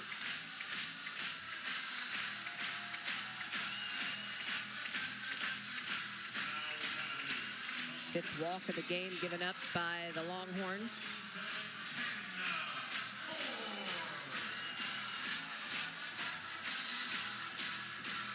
Here's Hannah Core. A line out to left and a single.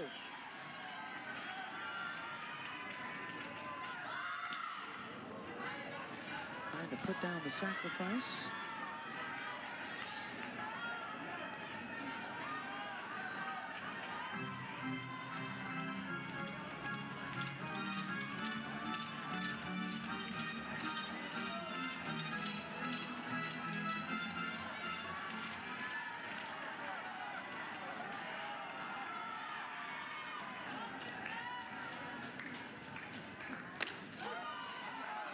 That's a big pitch.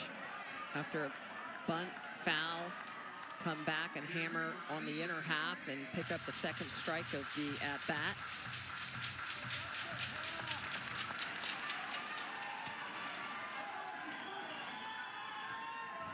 Way two from Cam Salmon.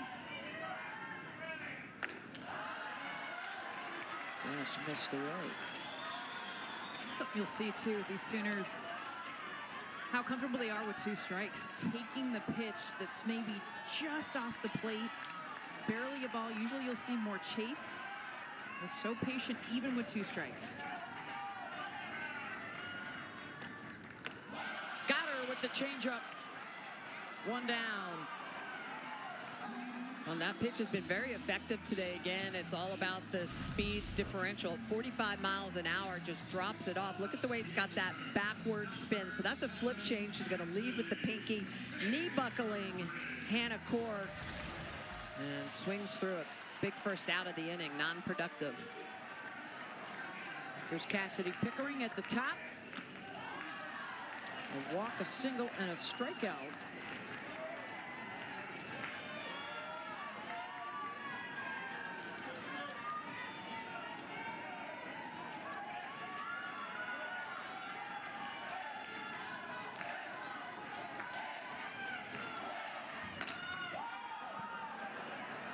Quiroga has room. 2 down.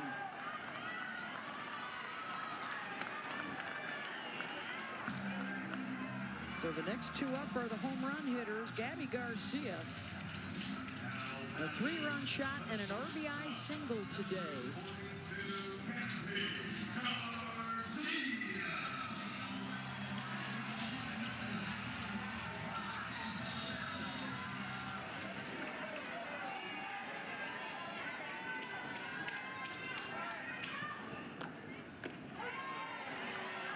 Cam Salmon does not throw the changeup very often, but she has been able to use it effectively. You can tell these Oklahoma hitters, Tegan Cavan was not throwing it as often.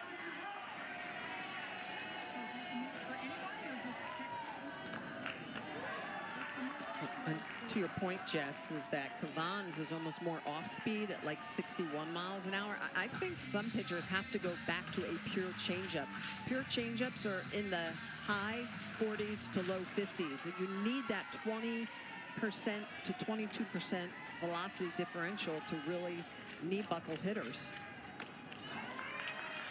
Because when you're only about 10 miles an hour off, let's say you're throwing 70 and like Cavan comes in at 61, that's not enough time to miss the barrel. If you're staying flat through the zone with your barrel, you can catch that on the way out of your swing, and that's what happens a lot of times on off-speed pitches.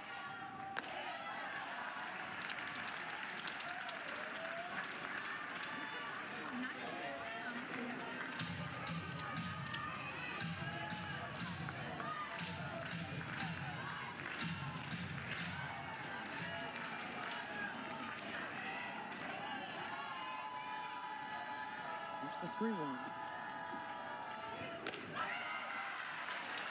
And that'll bump the go-ahead into scoring position with 2 outs for Ella Parker.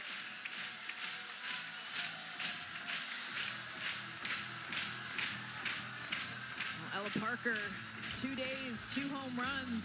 And this one back in the first inning. This is what got the Sooners on the board. 2-run shot. And that changeup. But really the off-speed, as you mentioned, against Cavan.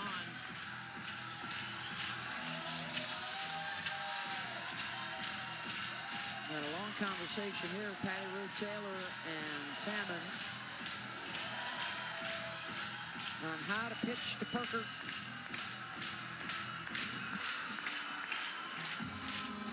That looks like Citlali Gutierrez getting loose.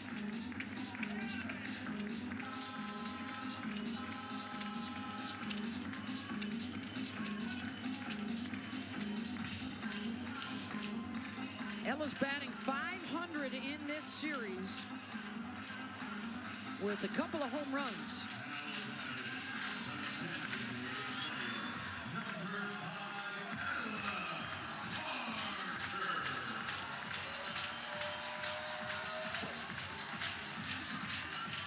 Salmon got her to ground into a double play her last time up.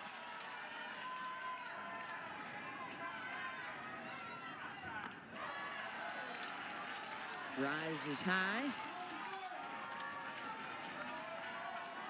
Good job by Reese Atwood to keep that from going to the net.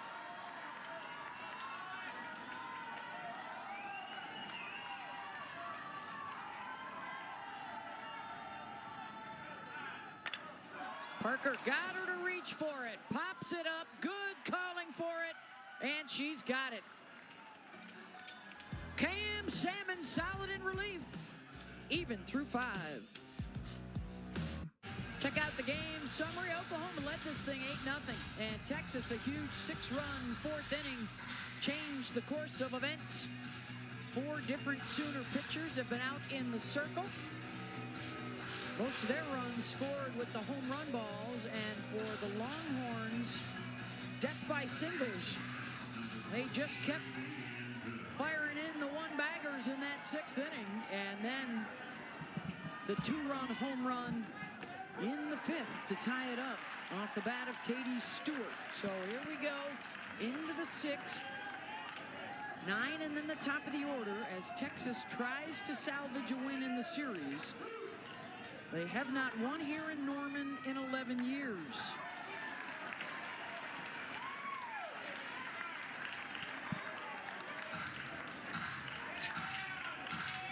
Leanne had an RBI single in that big 4th inning. 0-2 pitch from Sam Landry. Got her. 1 down.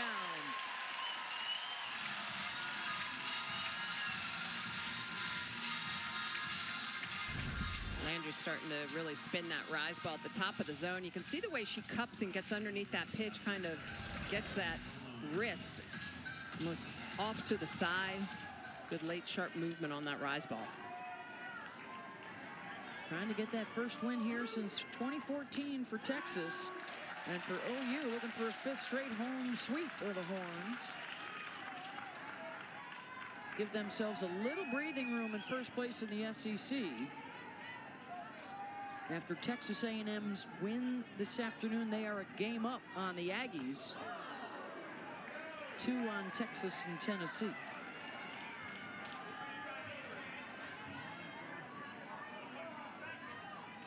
Ashton Maloney singled and scored in the 4th, and then came up again later in the inning and grounded out.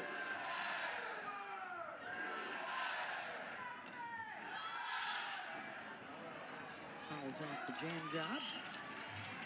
Landry getting ahead in counts here.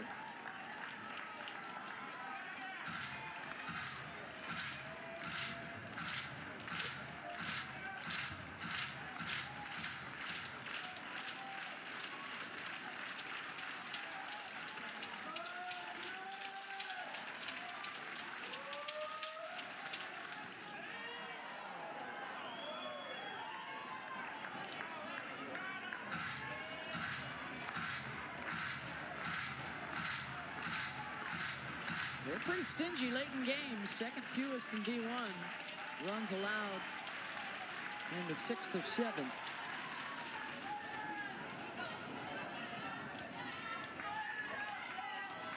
It's typically the recipe for Oklahoma. They do a good job of limiting the free passes, that strong defense behind their pitchers. They make you have to almost go back to that consecutiveness, which is actually the 4th inning for Texas. Passing the bat.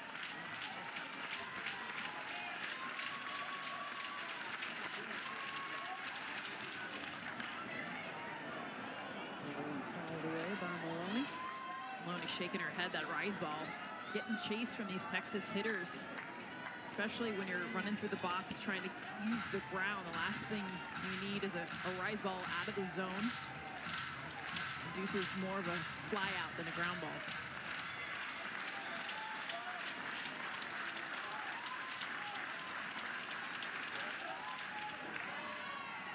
Good work from Ashton. Now it's full count.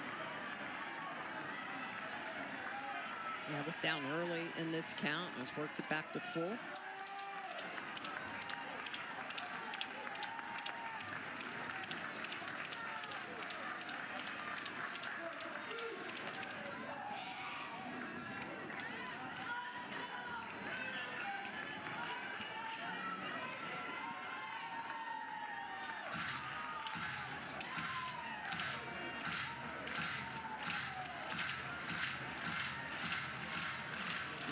Good time in the crowd today. Another packed house, keeping it loud.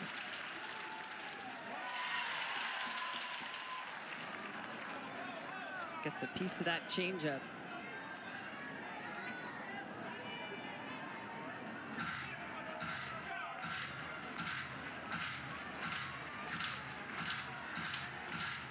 Andrea has a lot of really good late sharp break on her changeup.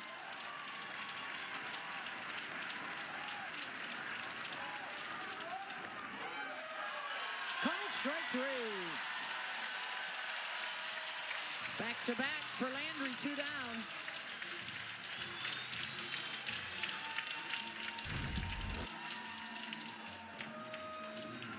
Pitch on the outer half, and Emmerling pulling that pitch up. Landry giving some love to her catcher. Pitch looked a little low, but yes, it did. Yeah. It's one of the things that Patty Gasso, when we talked to her at the very beginning of the season, she said the best part about Bella Emmerling is her ability to steal strikes. She does such a good job of pulling pitches back into the zone. Here's Henry.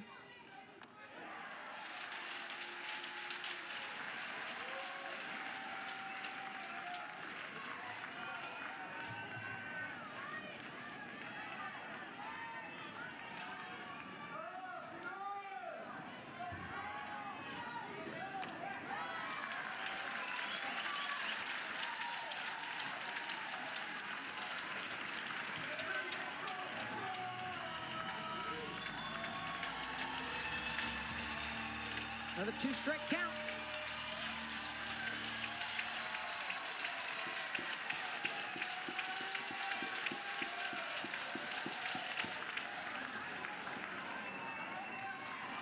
Creates such a great angle, Sam Landry. Steps stepping towards the first base dugout and then off the hip to these lefties. It looks like she's jumping towards you, but then the ball is going away.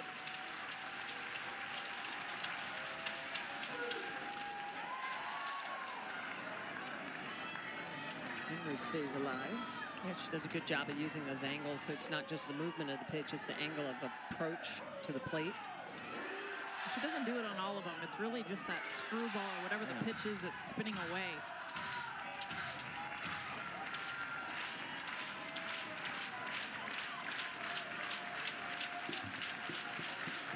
Two. Got it. Strikes out the side here in the sixth. Sam Landry closing out the sixth with 3 consecutive strikeouts. Rise ball at the top of the zone and a couple of screwballs to the lefty, really using that arm side of the plate. Emmerling loving it for her ace. They will be hosting LSU next weekend. And then it's off to the SEC tournament in Athens. Great race in the ACC going to come down to the last weekend. The Big Ten going to come down to the last weekend. Congratulations to Texas Tech, winners of their very first Big 12 softball championship this weekend. And they will be the top seed going into the Big 12 tournament.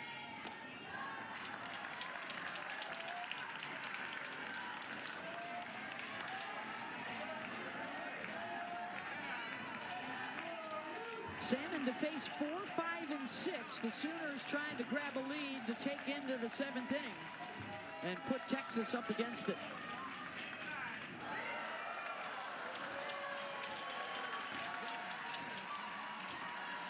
McEnroe Marinas hot bat games 1 and 2.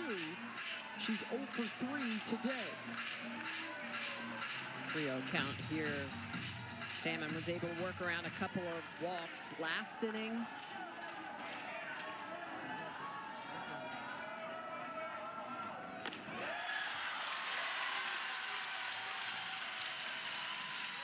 Go ahead run aboard to lead off the bottom of the 6th.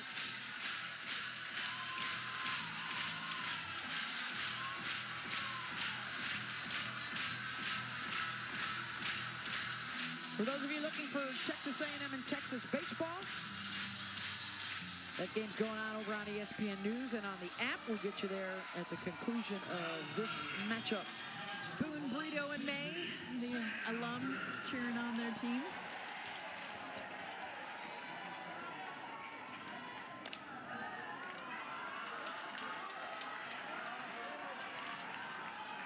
Can the Sooners cash in a free pass? A couple of them have come in to score today. It started by walking on board. Sanders being one of those, and she'll lay down a fabulous bunt. Good was over to cover second base, and there was nobody home. So this is the problem when you run your defense, keeping your first baseman back. And so you can see that Good is going to go over to second, and there's nobody to field that. So Salmon has to try and run that ball down. We always talk about it, and it seems fundamental, but it's a big part of the game. You got to field the ball, then you go to your base, right? And then you back up. Those are the 3 Bs. But you got to get to the ball first. Ironically, that's what Texas had been trying to do all series long to Oklahoma. They did the same defense. Have not been able to execute. A great job by Sid Sanders. Huge. So the go-ahead now in the scoring position with Ailana Agbayani coming up. And they are on their feet again at Loves.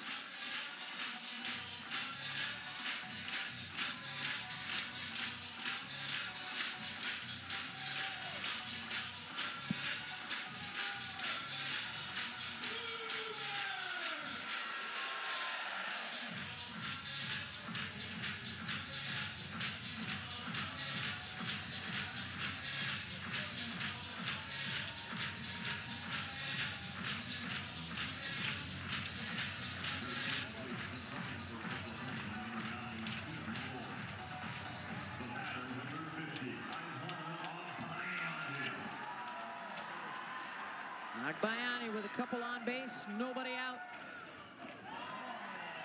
Facing Cam Salmon, who has thrown more innings today than she has the entire SEC season.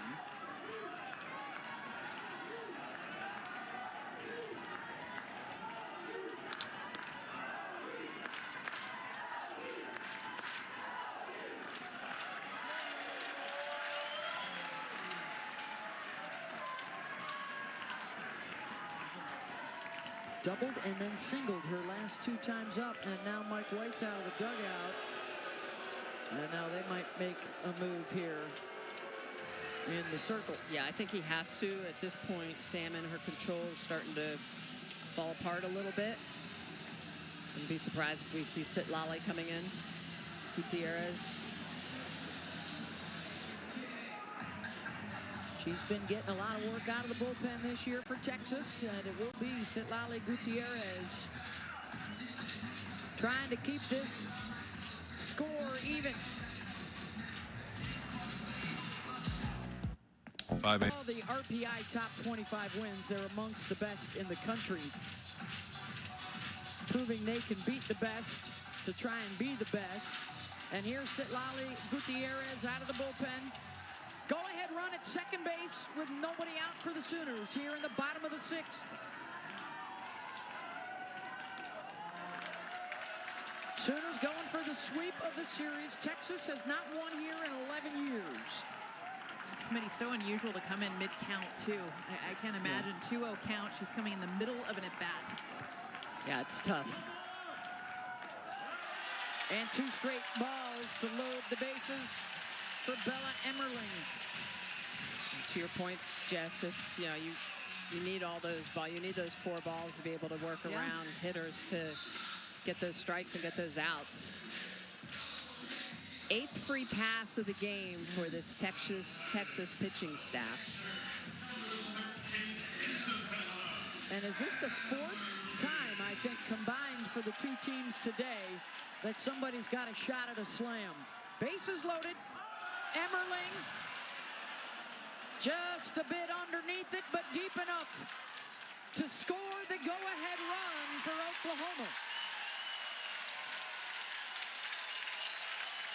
And I believe they called Tia Malloy out for leaving second base early. Yeah, they immediately knew. The ruling on the field is that the runner at second base did not tag up on time. There was a live ball appeal. That runner is out.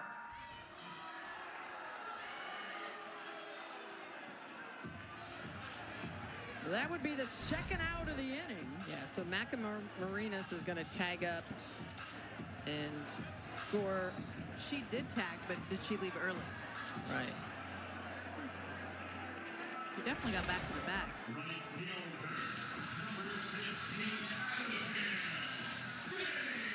The sacrifice fly stands, the run does score, and it's 9-8, but now 2 outs with a runner on second for Dayton.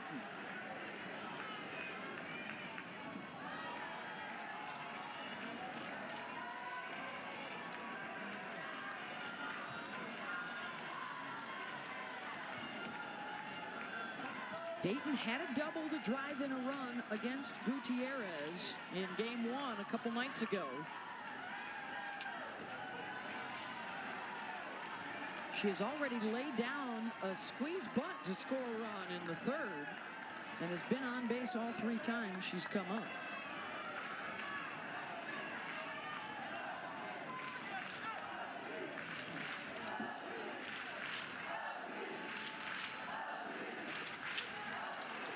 That run scored puts Texas up to their final at-bat now in the 7th, needing a run, and it will be Scott Atwood and Stewart. Their big boppers due up.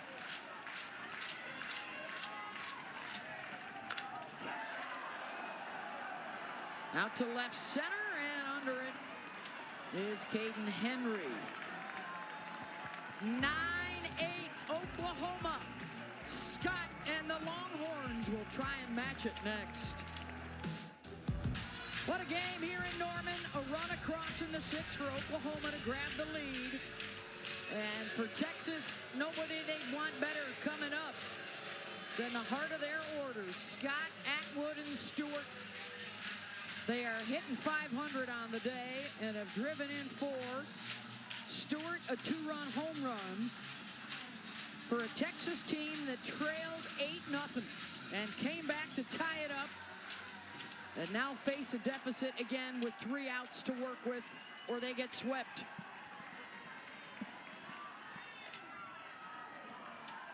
Beth Mullins, Michelle Smith, Jessica Mendoza with you here in Norman. 10 comeback wins for Texas.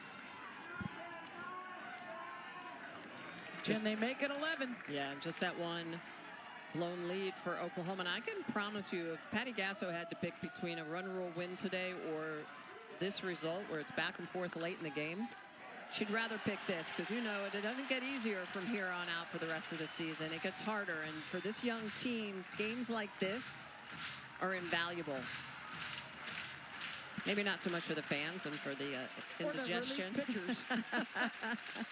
0-2 to Scott. Had to reach for it. Landry wins fight number 1.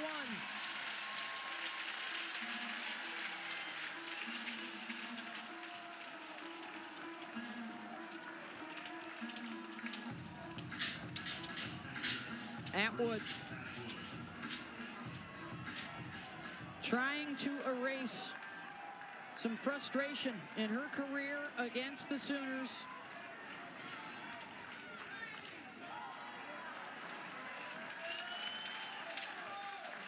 Had the RBI single in the 4th, part of that big 6-run inning.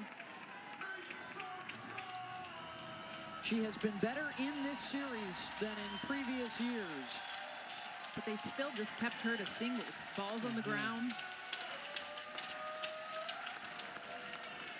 We haven't seen those big hits that Reese Atwood is capable of.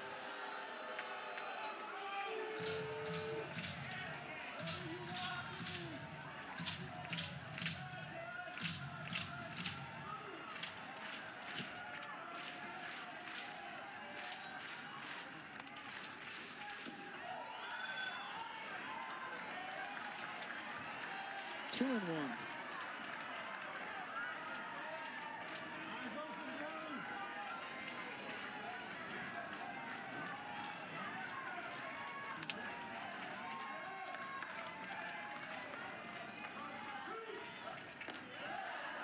And now 3 and 1.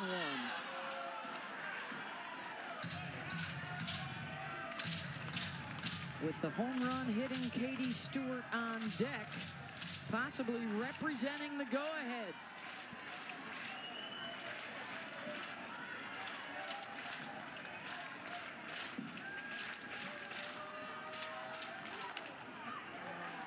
Full count.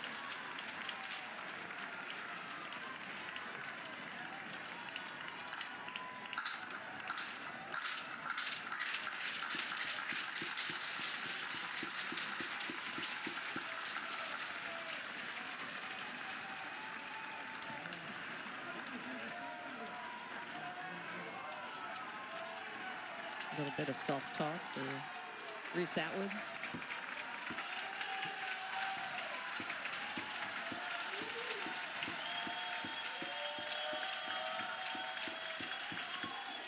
Ball 4.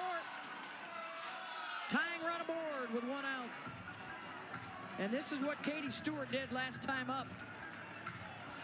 But tied the game back in the 5th inning. This was huge. 251 feet, her 13th of the season. Great job by the sophomore. First pitch swinging on a changeup. See what they decide to do here. Probably a pinch runner for Atwood, who could re-enter. Yep. Yeah, that's going to be Katie Bennett.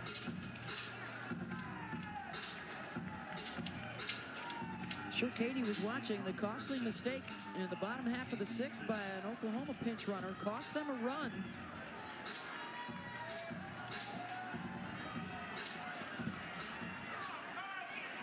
So no insurance, just the 1 run across, and now a chance for Texas.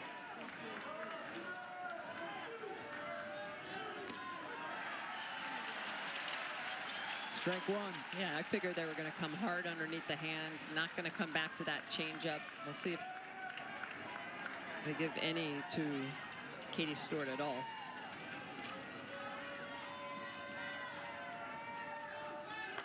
Stewart. Ooh, tattoos it, but foul.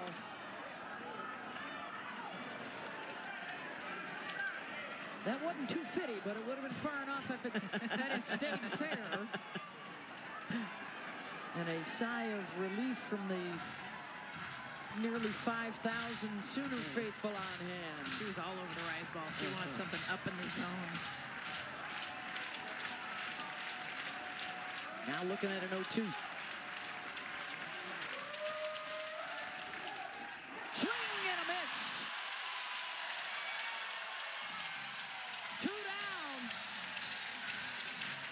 Well, and how about a 71-mile-an-hour drop ball? The chaser down out of the zone, and this one's going to be down. It's going to be a little out. That ball is actually coming across her body.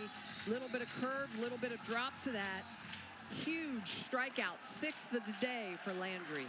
Jolie Mitchell made the last out Friday night, had a chance to tie it or take the lead for Texas, and she gets another opportunity here in Game 3.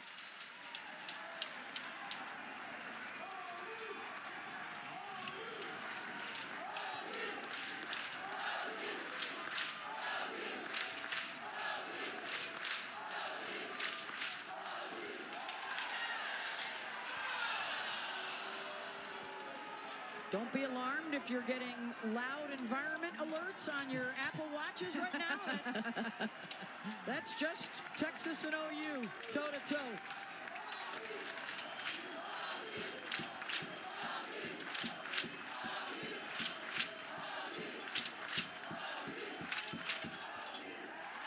Mitchell lets it go. 2-1.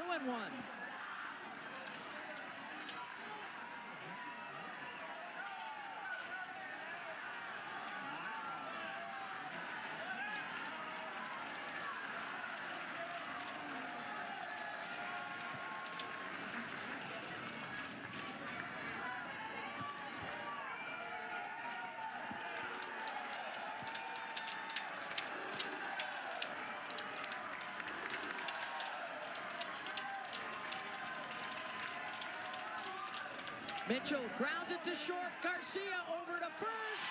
In time. And I think Texas will challenge. Ruling on the field was when it was out at first base. Texas is challenging that ruling. The previous play is under further review. So they will review it. Call on the field is an out to end the game and give Oklahoma a series sweep.